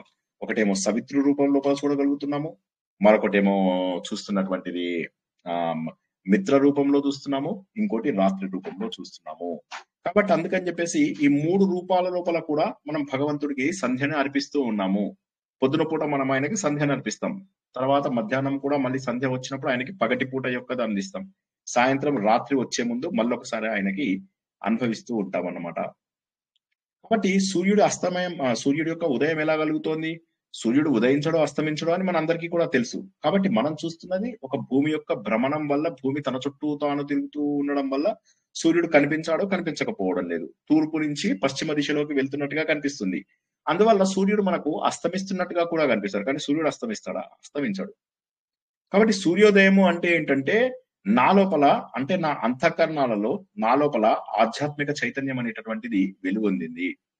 సూర్యుడు ఎప్పుడైతే అస్తమిస్తాడో అప్పుడు నా లోపల అంధకారం వచ్చేసింది.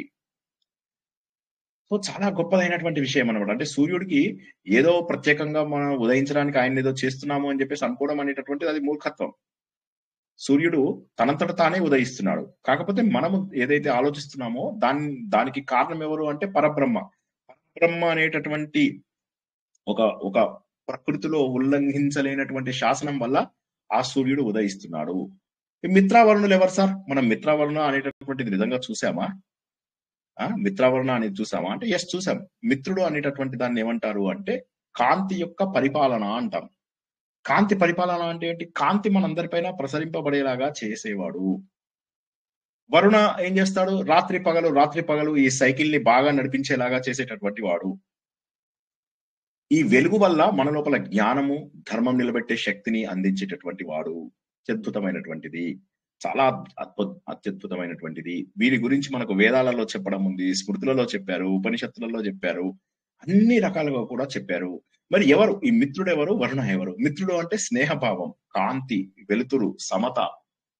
ఇంకొక వీడిని కూడా తెలుసుకున్నాం మనం వేదాలు తెలుసుకున్నప్పుడు, ఒప్పందము, ఒక అగ్రిమెంట్ అని చెప్పేసి తెలుసుకున్నాము. వరుణుడు అనేవాడు ఏంటంటే రాత్రిపూట ఉంటాడు, కానీ సత్యము, నియమము, నీతి, పాపాలపైన శిక్ష, మనం పడుకున్నప్పుడు రుణానుబంధాలు, ఇవన్నీ కూడా నోట్ చేసేటటువంటి దేవుడు, రాత్రిపూట దేవత ఎవరైతే ఉంటారో ఆయనని వరుణుడు అంటారని కూడా మనం తెలుసుకున్నాము. అంటే వెలుగు ద్వారా రక్షణ కలిగించే వాడు ఎవరైతే ఉంటారో ఆయన మిత్రుడైతే, నియమము, ఆజ్ఞ, నీతి, నైతిక విలువలు ఇవన్నిటి ద్వారా మనకు రక్షణ కల్పించేవాడు. ఒక ఆయనేమో వెలుతురు ద్వారా మనకు రక్షణ కల్పిస్తాడు, రాత్రిపూటేమో మన నియమాల ద్వారా మనకు వెలుతురుని కలిగించేవాడు వరుణుడు. సో మిత్రుడు సూర్యకాంతి ప్రవాహం, చక్కటి మనకు. హలో, ఎవరో మాట్లాడుతున్నారండి ప్లీజ్, ఎవరో మాట్లాడుతున్నారు ప్లీజ్. సో వరుణుడు, దయచేసి మ్యూట్ లో పెట్టుకోండి. వరుణుడు ఏం చేస్తాడు? ఇప్పుడు సూర్యుడు మనకు పొద్దున పూట ఉన్నంతసేపు మిత్రుడు రూపంలో ఉన్నాడు. కొద్దిగా జాగ్రత్తగా అర్థం చేసుకోండి. సూర్యుడు ప్రారంభమయ్యే ముందేమో సవిత్రుడు అని చెప్పేసి అనుకున్నాం. ఓకే, మన లోపల జ్ఞానోదయం కలిగింది, సూర్యోదయం జ్ఞానోదయం ఒక్కసారి కలిగింది. ఇక రోజు మొత్తము ఉన్నటువంటి వాడు మిత్రుడు, మనకు చక్కగా కాంతి ప్రకాశం చేస్తాడు, జ్ఞానం అభ్యుదయం అయ్యేలాగా చేస్తాడు, మనం అన్ని కార్యాలు రోజులో చక్కబెట్టుకునేలాగా చేస్తారు. నిజం చెప్పాలంటే మన ఆహారం తినడం కూడా సూర్యుడి యొక్క వెలుతురుతోటే మనం సంబంధం పెట్టుకోవాలి అని చెప్పేసి చెప్పేది. నిజంగా చెప్పాలంటే అన్ని కూడా సూర్యుడు మిత్రుడు అనేటటువంటి రూపంలో ఉన్నప్పుడు. వరుణుడు అనేటటువంటి వాడు డిఫరెంట్. మీరు పడుకున్న సమయంలో కూడా ఉండి మీరేమేం తప్పులు చేశారు, మీరేమేం పాపాలు చేశారు, మీరేమేం కర్మలు చేశారు, మీరు ఏ రకంగా మీరు నియమాలు పాటిస్తున్నారా లేదా, ఇవన్నీ క్యాల్కులేషన్స్ చేసేటటువంటిది. మీకు మనస్సు లోపల ఏమన్నా మలినాలు ఉంటే ఆ మలినాలను తొలగించాలి. రాత్రి ఎంత మీకు ఎటువంటి వెలుతురు కావాలో రాత్రి ఎగ్జాక్ట్లీ అంత వెలుతురు మీకు అందించేటటువంటి వాడు. మీకు అందుకే చూసుకున్నట్లయితే రాత్రిపూట ఎంతమందికి ఆకలిస్తుందండి? రాత్రి ఎన్ని పూటలు? పొద్దున 3 పూటలు 5 పూటలు తింటాం కదా, రాత్రి ఎన్ని పూటలు తింటామండి? అందరూ డీప్ స్లీప్ లోకి వెళ్ళిపోయారా? రాత్రి 10 నుంచి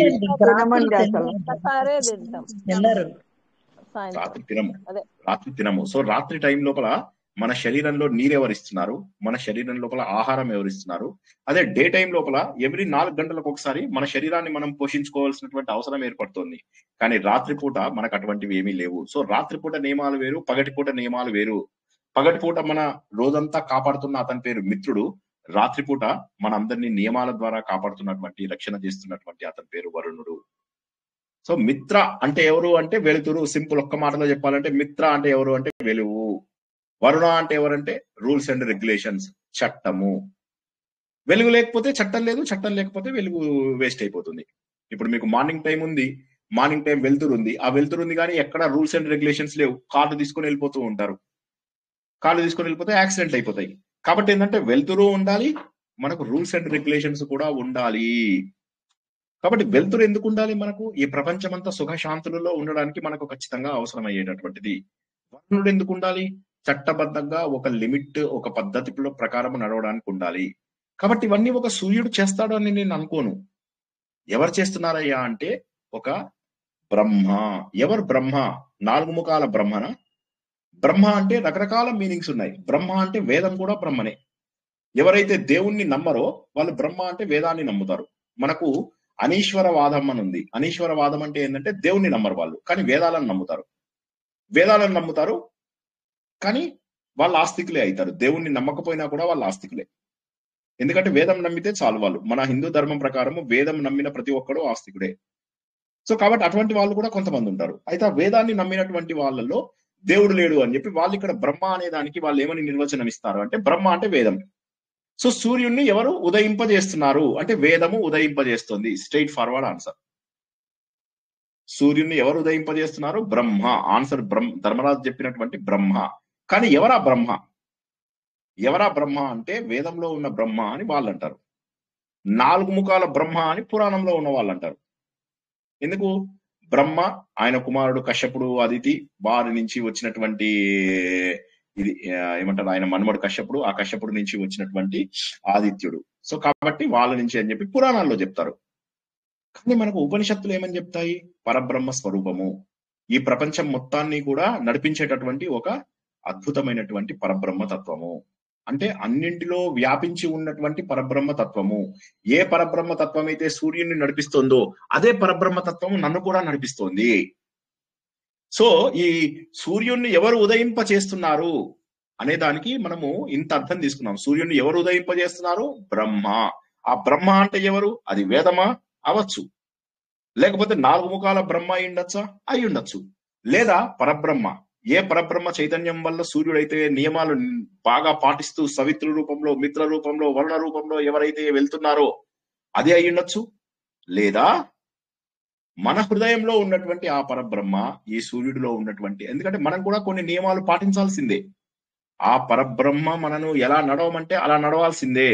ఆ పరబ్రహ్మకు ఉన్నటువంటి క్యారెక్టరిస్టిక్స్ ఏంటయ్యా అంటే ధర్మము, సత్యము. ఈ సత్యము, ధర్మము అనేటటువంటి క్యారెక్టరిస్టిక్స్ ద్వారా సూర్యుడిని ఉదయింప చేస్తున్నాడు అనేటటువంటి అద్భుతమైనటువంటి మీనింగ్ మనము తెలుసుకుంటున్నాం అన్నమాట. ఆత్మసుఖము వీడి నీ ఆట కొరకు పాత్ర పోషణ చేసిది సూత్రధారి, విశ్రమించదని పాదం ఆశ్రయించి పరమ కరుణాంతరంగా శ్రీ పాండురంగా. జై శ్రీకృష్ణ. చిన్న ప్రశ్న ఉన్నా అడగండి, అసలు చిన్నది కూడా ఆలోచించకుండా అడగండి. మిత్రుడు, వరుణుడు, సవిత్రు అంటే ముందు తెలిసిందా లేదా ఫస్ట్ ఒకసారి చెప్పండి. తెలియదంటే ఇంకొకసారి చెప్తాను. చాలా ఇప్పుడు బాగా ప్రశ్నలు చెప్పారు సార్. ఈ రోజు సూర్యుడి గురించి ఇంకా స్పష్టంగా చెప్పారు సార్. చాలా బాగుంది సార్. అది ధర్మము ఆయనను సార్ అస్తమింపజేస్తాడు అంటే ఏంటి సార్? దేవతలు ఆయన చుట్టూ తిరుగుతారు. అది ధర్మము అది నేను చెప్పానా అండి? అది ఆ నేను ఎన్ని ప్రశ్నలకు జవాబు చెప్పానమ్మా ఇప్పటి వరకు? సూర్యుడి గురించి ఉదయింపజేసేది ఎవరు, ఆయన చుట్టూ తిరిగేవారు ఎవరు అది చెప్పలేదు నేను. రెండోది ఎక్కడ చెప్పాను? అది ప్రశ్న అడిగాను అంతే. అడిగా. Okay sir. ఉదయింపజేసేది ఎవరు? అంతే, అదొకటే తెలుసుకున్నాం ఇవాళ. ఓకేనా? అదొక్కటే తెలిసిన అడిగిన, దాంట్లో నుంచి ప్రశ్నలు అదొక్కటే అడగండి, చెప్తున్నా. లేకపోతే మీరు కన్ఫ్యూజ్ అవుతారు. మీరు సైమల్టేనియస్ గా బుక్ పక్కన పెట్టుకొని చూడకండి. నా ప్రవచనం కంటే ముందు చదువుకోండి, నా ప్రవచనం తర్వాత చదువుకోండి. కానీ నా ప్రవచనం సమయంలో చూస్తూ ఉంటే కన్ఫ్యూజ్ అవుతారు. ఇప్పుడు మనం తెలుసుకున్నది 4 ప్రశ్నలకు 1 ప్రశ్నకు జవాబు మాత్రమే తెలుసుకున్నాము. ఉదయింపజేసేది ఎవరు? ఎస్, దానికి బ్రహ్మ అని చెప్పి జవాబు మాత్రం తెలుసుకున్నాం. ఓకే. సార్ మేము సూర్యుడికి దండం పెట్టినప్పుడు ఓం మిత్ర రవి సూర్య భాను ఖగ పూష హిరణ్య గర్భ మరీచ ఆదిత్య సవిత్రు ఆర్క భాస్కరేభ్యో నమః ఈ 12 నామాలు చెప్పి దండం పెడతాం. తర్వాత పిల్లలకు కూడా అదే చెప్తానండి. అందులోనే ఉంది, మీరు చెప్పిన పేర్లు అందులోనే ఉన్నాయి. అవును, కరెక్ట్. ఇంకా ఎవరికైనా అర్థమైందా? సవిత్రు అంటే అర్థమైందా? సవిత్రు అంటే ఏంటండి? పవిత్రు అంటే ఒకసారి చెప్పండి సార్. చెప్పండి, ఇంకెవరైనా చెప్పండి. ఇప్పుడు తెలిసిన వాళ్ళు చెప్పండి. సవిత్రు అంటే ఎవరని చెప్పుకున్నాం మనం? వాడు అని చెప్పారు. ఉదయించే శక్తి సార్. ఇప్పుడు మొదటి పొద్దున ఫస్ట్ ఉదయించే శక్తి. ఉదయించే శక్తి సార్. ఉదయించే శక్తి అంటే ఉదాహరణకి ఒక దీపం పెట్టాను అనుకోండి.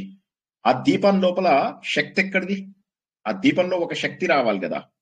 ఆ శక్తి ఏదైతే ఉందో ఆ శక్తిని ఇచ్చేవాడు సవిత్రు. సూర్యుడి లోపల శక్తినిచ్చేవాడు సవిత్రు. సూర్యుడి లోపల శక్తినిచ్చేవాడు ఇది సవిత్రు. ఉదాహరణకి నేను ఒక పాట పాడుతున్నాను అనుకోండి. అంటే నేను పాట పాడితే మీకు తెలుసుకోవడం కష్టము, కానీ ఆ పాటకు ఒక స్వరం అని ఉంటుంది. స్వరాలు అని ఉంటాయి అన్నమాట. రకరకాల స్వరాలు ఉంటాయి. ఓకే, 1 2 3 తగిట తగిట దా 3 4 1 నువ్వు పాడిన రాగం ఏది, ఇంకోటి ఏంటని అడుగుతాడు కదా. అలాగా కొన్ని స్వరాలు ఉంటాయి అన్నమాట. ఏ సినిమాది?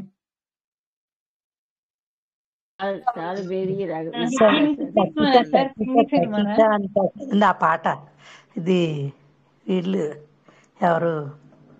నాగార్జునను బ్రహ్మానందం సినిమానా సార్? కింగ్ ఎవరో చెప్పారు, ఆల్రెడీ జవాబు చెప్పారు. కానీ ఇంకా కూడా ఎవరో డీప్ గా, అదే ఇంకా డీప్ గా ఎక్కువ ఆలోచించకండి, తక్కువని చెప్పేయాలి అది అలా అనగానే. సో అలా స్వరాలను ఉంటాయి. ఈ స్వరం గనక సవిత్రుడు అయితే ఆ గాత్రం గనక సూర్యుడు. క్లియర్ గా ఉందా ఇప్పుడు? పోనీ కింగ్ సినిమా దాంట్లో ఎగ్జాంపుల్ చెప్పాము. ఆ స్వరం ఏది అనగానే రిషభం ఏది అంటే రిషభం ఉండదు కదండి అంటే గతుక్కుమంటాడు వాడు. ఓ రిషభం ఉండదు కదా, రిషభం అంటే రా అన్నమాట, ఏం లేదు. రిషభం అంటే మరి ఏం లేదు, రా. ఓ రా ఉండదని అయ్యి గతుక్కుమని అలా అని కాదు, ఉండి లేనట్టుగా వచ్చేసి వెళ్ళిపోతుంది అన్నమాట అని చెప్పేసి మళ్ళీ సర్దుకుంటాడు. సో అలాగా స్వరం గనక సవిత్రి అయితే గాత్రము సూర్యుడు. అర్థమైందా లేదా చెప్పండి? ఫస్ట్ రాసుకోండి, దయచేసి రాసుకోండి. ఎందుకంటే ఇక జీవితంలో అత్యంత ముఖ్యమైనటువంటి తత్వం అంతా కూడా ఈ క్వశ్చన్స్ లో తెలుసుకుంటాము. 3 వారాలలో పూర్తి చేద్దామని ప్రయత్నం చేస్తున్నాం మనము. కాబట్టి చక్కగా అందరూ నోట్స్ మాత్రం రాసుకోండి. అర్థమైందా సవిత్రు అంటే? సో సూర్యోదయం చేయించేది సవిత్రు. సూర్యుడు పొద్దున్న నుంచి సాయంత్రంగా ఉండేవారు మిత్రుడు. రాత్రి పూట మనకు నియమాలు అవన్నీ ఇచ్చేవాడు వరుణుడు. క్లియర్?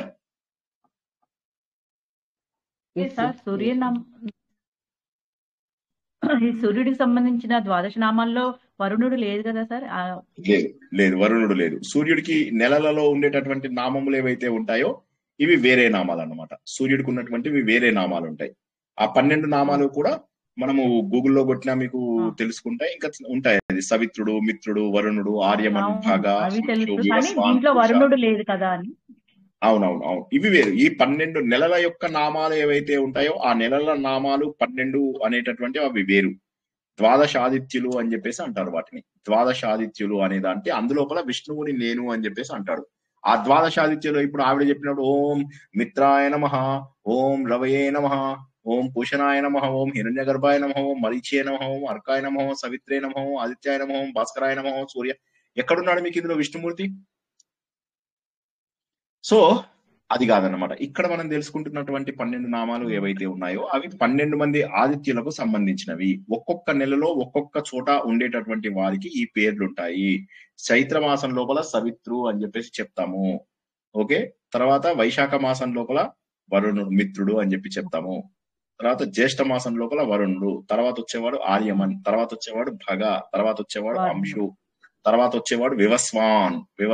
ఇది మనకు మళ్ళీ వైవస్వత అనే దాని మీద వచ్చినప్పుడు వివస్వాన్ అనేటటువంటిది నేను చెప్పడం గుర్తు. తర్వాత పూష అంటే పోషించేవాడు, వివస్వాన్ అంటే కప్పేవాడు. తర్వాత దక్ష అంటే సమర్థుడు అని చెప్పి. తర్వాత అదితి అని చెప్పేసి, ఓకే, అదొక మాట వస్తుంది. తర్వాత ఇంకోటి త్వష్ట ప్రజాపతి అని చెప్పేసి అనుకుంటాం కదా, ఆ త్వష్ట నేమ్. లాస్ట్ లోపల వచ్చేటటువంటి విష్ణు. ఈ 12 మందిల లోపల విష్ణుమూర్తిని నేను అని చెప్పేసి చెబుతాడు అనమాట. సో ఈ 12 నామాలు ఏవైతే ఉన్నాయో ఈ 12 నామాలు కూడా సూర్యుడి యొక్క పొజిషన్ ని బట్టి ఉత్తరాయణంలో ఒక్కొక్క నెల ఇలా మారుతూ ఉంటాడు. దాన్ని బట్టి మనకు లగ్నం కూడా మారుతుంది అని సులభ జ్యోతిష్యంలో తెలుసుకున్నామా? సులభ జ్యోతిష్యంలో మనం తెలుసుకున్నాము ఏమిటి, రాశికి మనకు లగ్నం మారుతుంది అని చెప్పేసి తెలుసుకున్నాం. జ్ఞాపకం ఉందా? మేష రాశితోని నెల ప్రారంభమైనప్పుడు మేష లగ్నంలో పుడతాడు. ఇప్పుడు సూర్యోదయం ఉదయమే మేష లగ్నము. అదే వృషభ మాసం లోపల, అదే విధంగా ధనుర్మాసంలోకి వచ్చినప్పుడు ధనుర్లగ్నంలో పుడతాడు. అట్లా. సో ఒక్కొక్క మాసంలో పుట్టినప్పుడు ఒక్కొక్క పుట్టినప్పుడు వంటి లగ్నం ఏదైతే ఉంటుందో ఆ సూర్యుడి యొక్క నెలతోని ప్రారంభం అవుతుంది అన్నమాట. సో అది మనం సులభ జ్యోతిష్యంలో తెలుసుకున్నాం. మర్చిపోయి ఉంటారు అందరూ. మర్చిపోండి. నేను చెప్తూ ఉంటాను, మీరు మర్చిపోతూ ఉండండి. నిద్రలు పోతే ఇదే ప్రాబ్లము. నిద్రలు పోవడము, శ్రద్ధ లేకపోవడము, బద్ధకము, ఆలస్యము. జై శ్రీకృష్ణ. సో అందులోపల విష్ణుమూర్తి అనేటటువంటిది ఆ 12వ పేరు అన్నమాట. ఇప్పుడు ఆదిత్యానామహం విష్ణు అంటే ఆ 12 నామాలా సార్? ఆ 12వ పేరు, 12 నామాలు కాదు, ఆ 12వ పేరు. 12th name. ఈ 12 మందిలో విష్ణుమూర్తి అనేటటువంటి పేరు ఏదైతే ఉందో అది నేను అని చెప్పి చెప్తాను శ్రీకృష్ణ. నెక్స్ట్ ఇంకేమైనా ప్రశ్నలు ఉన్నాయా? వరుణుడు ఎవరండి?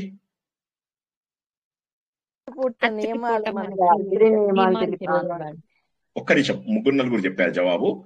పద్మ గారు చెప్పండి. రాత్రిపూట నియమాలు ఇచ్చేవాడు. నియమాలు రాత్రిపూట. ఓకే, మీరు మ్యూట్ చేసుకోండి. నెక్స్ట్ ఎవరైనా చెప్పండి. రాత్రిపూట ఏమేమి జరుగుతాయి? ఆయన ఏమేమి క్యాప్చర్ చేస్తాడు? రాత్రిపూట ఇన్ఫర్మేషన్ ఏమేమి క్యాప్చర్ చేస్తాడు వరుణుడు? నెక్స్ట్ ఎవరన్నా చెప్పండి. మరణాలు నిర్మూలిస్తాడు, చేసే పాప పుణ్యాలన్నీ అరికట్టేస్తాడు. అరికట్టడు, లెక్క కడతాడు. అయ్య బాబోయ్, అరికట్టడం. అదే లెక్క కడతాడు. అరికట్టడం అంటే అవి జరగకుండా చేస్తాడు అని చెప్పేసి లెక్క కడతాడు. రుణం. ఓకే, సరే. మిత్రుడు ఏం చేస్తాడండి? ఏ సమయంలో ఉంటాడు మిత్రుడు? ఎవరన్నా జవాబు చెప్పని వాళ్ళు. సాయంత్రం దాకా వెలుగును ఇచ్చేవాడు. కరెక్ట్.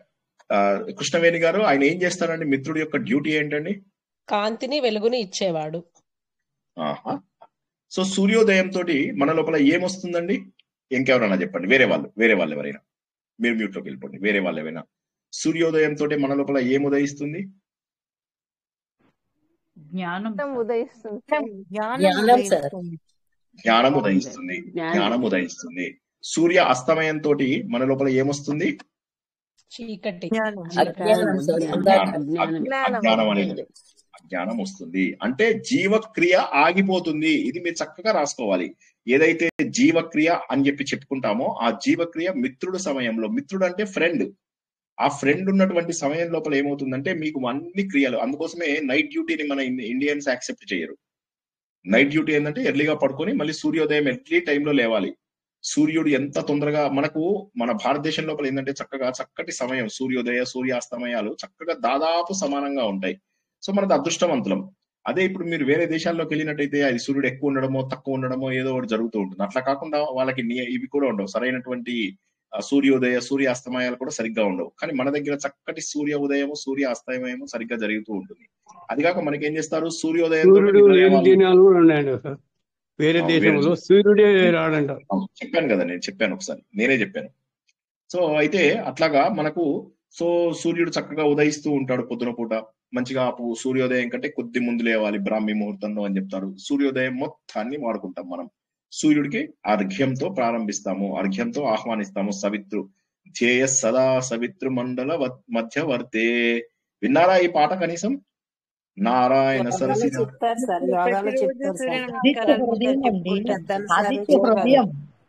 అది ఆ స్టార్టింగ్ పాయింట్. ఆ సవిత్రు మండల మధ్యవర్తే అని ఏదైతే చెప్తామో, సవిత్రు అనే రూపం అన్నిటికంటే గొప్ప రూపము. ఈ సవిత్రు రూపంలోనే మనము ఓం భూర్భువ సువ 3 వ్యాహృతుడు తత్ సవితుర్ వరైన్యం సవితు వరేణ్యం అని చెప్పేసి చెప్తాం. సవితు, ఆ సవితు ఇక్కడే అనమాట. ఆ సవితు అనేవాడే మన లోపల జ్ఞానాన్ని ఉదయింప చేసేవాడు. సో ఆయన ఎవరి వల్ల నడుస్తున్నాడు అంటే ధర్మము, బ్రహ్మ వల్ల నడుస్తున్నాడు. బ్రహ్మ అంటే ఎవరండి? 3 రకాలుగా చెప్పుకున్నాం మనం బ్రహ్మని. ఎవరైనా జవాబు చెప్పండి. బ్రహ్మని 3 రకాలుగా చెప్పుకున్నాము. ఒకటి చెప్పద్దు, 3 తెలిసిన వాళ్ళే అన్మ్యూట్ అవ్వండి, లేకపోతే అన్మ్యూట్ అవ్వద్దు. 3 చెప్తేనే అన్మ్యూట్. బ్రహ్మ, చతుర్ముఖ బ్రహ్మ, వేదాలు సార్, పరబ్రహ్మ. కరెక్ట్. ఇంకెవరన్నా చెప్పండి. బ్రహ్మ అంటే ఎవరు? ఆవిడ చెప్పారు. ఇప్పుడు ఎవరైనా చెప్పండి, రిపీట్ చేయండి. 4 ముఖాలు బ్రహ్మ, అదే చతుర్ముఖ బ్రహ్మ, పరమాత్మ, వేదాలు. రైట్. సో ఇలాగా మనము 3 రూపాల లోపల పరబ్రహ్మని తెలుసుకున్నాము. కాబట్టి మనకు ఉపనిషత్తుల ప్రకారం ఏదైతే తెలుస్తుందో ఆ పరబ్రహ్మనే మనం ఎందుకు ఇక్కడ చెప్పుకోవాలి? వేదం అని చెప్పుకోవచ్చు, లేకపోతే పురాణాలలో ఉన్నట్టుగా 4 ముఖాల బ్రహ్మ అని చెప్పచ్చు, తప్పు కాదు. కానీ మనము పరబ్రహ్మ స్వరూపం అని చెప్పుకోవడానికి కారణం ఏంటంటారు? ఆయనకు ఉదయింప చేస్తున్నది ఎవరు అంటే పరబ్రహ్మ అని చెప్పేసి చెప్పాము. ఎందుకని అంటే అందరిలో ఉన్న చైతన్యం కూడా అతడే కాబట్టి. అన్నిటికీ మూలం ఆయనే, అన్నిటికీ మూలం ఆయననే, అందరిలో ఉన్నటువంటి చైతన్యము ఆయననే. కాబట్టి మనము ఆయనని పరబ్రహ్మనే ఈ ఉదయింపజేసే వాళ్ళగా చేస్తాము. ఇక్కడ ప్రశ్న ఏంటి? యక్షుడు అడిగిన ప్రశ్న ఎవరన్నా చెప్పగలరా? బుక్ లో చూసుకోకుండా, నోట్స్ లో చూడకుండా అడిగినటువంటి 4 ప్రశ్నలు చెప్పండి. సూర్యుడు ఉదయించేది ఎవరు? అస్తమింపజేసేది ఎవరు? ఆయనను ఎక్కడ ప్రతిష్ఠించినారు?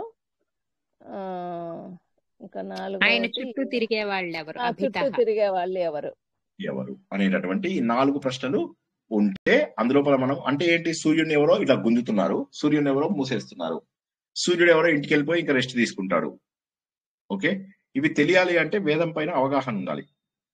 సో ఆయన ఏం చేస్తున్నాడు? యక్షుడు ఈయన లోపల ఉన్నటువంటి జ్ఞానాన్ని పరీక్షిస్తున్నాడు. ఈయన జ్ఞాని అయినా కాదా? ఎందుకంటే ఈయన రాజు, కానీ ఈయన లోపల జ్ఞానం ఉందా లేదా అనేటటువంటి విషయాన్ని ఆయన అద్భుతంగా పరీక్షిస్తున్నాడు. పరీక్షిస్తే అప్పుడు ఈయన దానికి సరైనటువంటి జవాబు చెప్పాడు. బ్రహ్మ అని చెప్పగానే అయిపోయింది ఆన్సర్ అక్కడ. అది. So wonderful. ఇంకేమన్నా ప్రశ్నలు ఉంటే అడగండి, లేకపోతే ఈ రోజు ముగించుకుందాం. మొత్తము ఒక శ్లోకం కూడా పూర్తి చేసుకోలేదు మనము. ఒక శ్లోకంలో ఒక ప్రశ్నకు మాత్రం జవాబు తెలుసుకున్నాము. సో ఇది ఎంతమంది కాన్ఫిడెంట్ గా చెప్తారండి ఇది 3 వారాల్లో మనం అవగొట్టుకోవచ్చు అని? 3 వారాలే కాదు సార్ ఇది. ఇట్లా చెప్తే కాదు సార్, ఇట్లా చెప్తే కాదు. మీరేమో ఇట్లా మెల్లగా తీసుకుపోతున్నారు మమ్మల్ని. ఎడబోతాం సార్, ఇక ఎక్కడ ఉంటాం ఇక. సో ఇక కాదు సార్, ఇది అయ్యేటట్టు అనిపిస్తలేదు. ఇక ఇదే అవుతుంది. 4 క్వశ్చన్ లో ఒక్క క్వశ్చన్ మాత్రమే అయింది సార్ ఇవాళ ఒక్క రోజు. ఇవాళ అయింది. ఇక ఎన్ని క్వశ్చన్స్ అయితే నెక్స్ట్ కూడా చాలా పెద్దది. సో నెక్స్ట్ వీక్ కూడా అట్లాగే ఉంటుంది. ఎనీవే, ఇంకేమన్నా ప్రశ్నలు ఉంటే అడగండి, లేకపోతే ఈ రోజు మనం ముగించుకుందాం. మేము కూడా భద్రాచలం వెళ్ళినప్పుడు లాస్ట్ 5 రోజులు మధ్యలో ఉండిపోయామండి. ఎండింగ్ లో అన్నీ నాకు చేసి లాస్ట్ భద్రాచలం వెళ్ళాము. తిరిగి రిటర్న్ బస్సులో వస్తుంటే సీలేరు కొండ అంతా అక్కడ పడిపోయిందండి. మొత్తం టెలిఫోన్ కూడా కట్ అండి. అక్కడ 5 ఓకే, డేస్ మధ్యలో ఉన్నామండి.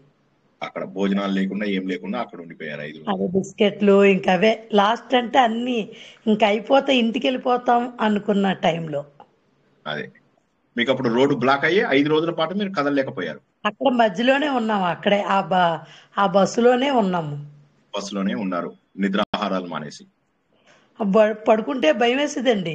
ఈ అడవి కదండి అదంతాను. ఎక్కడికి ఏ పుళ్ళు వస్తాయి ఏమొస్తాయని భయం వేసేదండి.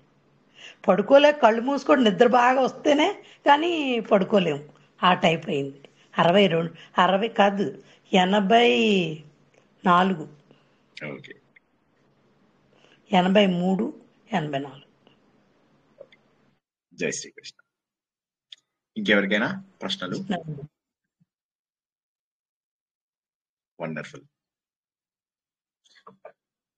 అమోఘమైనటువంటి ఆత్మజ్ఞానాన్ని అందించే యక్ష ప్రశ్నలలో మొదటి రోజు పూర్తయింది. మరో 2-3 వారాలలో పూర్తి చేసుకుంటామని ఆశిద్దాం. పూర్తి స్థాయి ఉపనిషత్తుల జ్ఞానాన్ని అందించేటటువంటి యక్ష ప్రశ్నలు. ధర్మరాజులో ఉన్నటువంటి సత్యము, ధర్మము, పరబ్రహ్మకు సంబంధించినటువంటి జ్ఞానము ఆయనని తప్పక నిలబెడతాయి అన్నటువంటి విషయం మనందరికీ తెలుసు. ఏ స్వభావం అయితే సూర్యుని నిలబెట్టిందో, ఏ స్వభావం అయితే సూర్యుడిని అస్తమించేలాగా చేసిందో, ఎక్కడైతే సూర్యుడు ప్రతిష్ఠింపబడ్డాడో అవన్నీ కూడా మనలో ఉన్నటువంటి లక్షణాలే. ఈ ప్రపంచమంతా కూడా ఒక ఉల్లంఘించలేనటువంటి, దాటలేనటువంటి నియమానికి ఆధారపడి ఉంది. ఆ నియమాన్ని మనం కనుక గుర్తించినప్పుడు మనకు అనుకున్నటువంటి ఫలితాలు వస్తాయి అని అనుకోవడము ఆశ్చర్యము. ఏ ఫలితం వచ్చినా కూడా స్వీకరించాలి, అది నిజమైనటువంటి సత్యము. అప్పుడు మాత్రమే మనకు కళ్ళు తెరుచుకోబడతాయి. నేను నాది అనేటటువంటి సంకుచిత భావంలోంచి బయటపడి జగమంతా నా కుటుంబమే అని చెప్పి అనుకున్నప్పుడు దుఃఖములు ఉండవు, సుఖములు ఉండవు. ఒక చైతన్య స్వరూపం మన లోపల ప్రవేశిస్తుంది. అందుకే హిందూ ధర్మము వసుధైక కుటుంబము అనేటటువంటి భావనని మనందరిలో పెంచుకోవాలి అని చెప్పి చెప్తుంది. అందరూ కళ్ళు తెరిచి ఈ సత్యాన్ని గుర్తిస్తారని, మనలో నిద్రాణమైనటువంటి ఆలోచనలను మళ్ళీ మనం వెలికి తీస్తామని, ఆలోచనల ద్వారా మాత్రమే ఆ పరబ్రహ్మ యొక్క లక్షణాలని, రూపాన్ని, సత్యాన్ని, స్వరూపాన్ని తెలుసుకోగలుగుతామని ఆశిస్తూ, అందరిలో ఈ మార్పు రావాలని భగవంతుని కోరుకుంటూ ఈరోజు ప్రవచనం ఇక్కడికి ముగించుకుందాం. పునర్దర్శనం రేపు రాత్రి. ఆహ్లాదకరమైనటువంటి రఘువంశంలో అనుకోని మార్పు. అంతవరకు శుభరాత్రి. అందరికీ శుభం కలుగుగాక. జై శ్రీకృష్ణ. జై శ్రీకృష్ణ. చాలా బాగుంది సార్ యక్ష ప్రశ్నలు. ఫస్ట్ రోజు నుంచి ఇంట్రెస్ట్ ఉంది సార్. మేము చదివినాం కానీ ఇంత మీరు చెప్పే విధానం బాగుంది సార్. ఇంకా చాలా చాలా బాగుంటుంది చూడండి. ఇంకా చాలా బాగుంటుంది. టైం ఉన్న వాళ్ళు తత్వ విధానంద గారివి కూడా వీలైతే వినండి తప్పకుండాను. టైం ఉన్న వాళ్ళు, టైం లేకపోతే సరిపోతుంది, నేను చెప్పినవి సరిపోతాయి. టైం ఉన్న వారు మాత్రము ఏవో ఆర్డినరీ పుస్తకాలు అవి చదవకుండా పెడతారా సార్? జస్ట్ గూగుల్లో కొట్టుకోండి, గూగుల్లో తెలిసిపోతుంది. తత్వ విధానంద యక్ష ప్రశ్నలు బై తత్వ విధానంద. టైం ఉంటే తప్పక చూడండి, టైం లేకపోతే ఎలాగో మనము చెప్పుకుంటాము. బాగుంటుంది సార్, లెక్చర్ బాగుంటుంది సార్, చాలా సింపుల్ బాగా చెప్తారు. కరెక్ట్. జై శ్రీకృష్ణ. అందరికీ కూడా శుభరాత్రి. మళ్ళీ రేపు కలుద్దాం.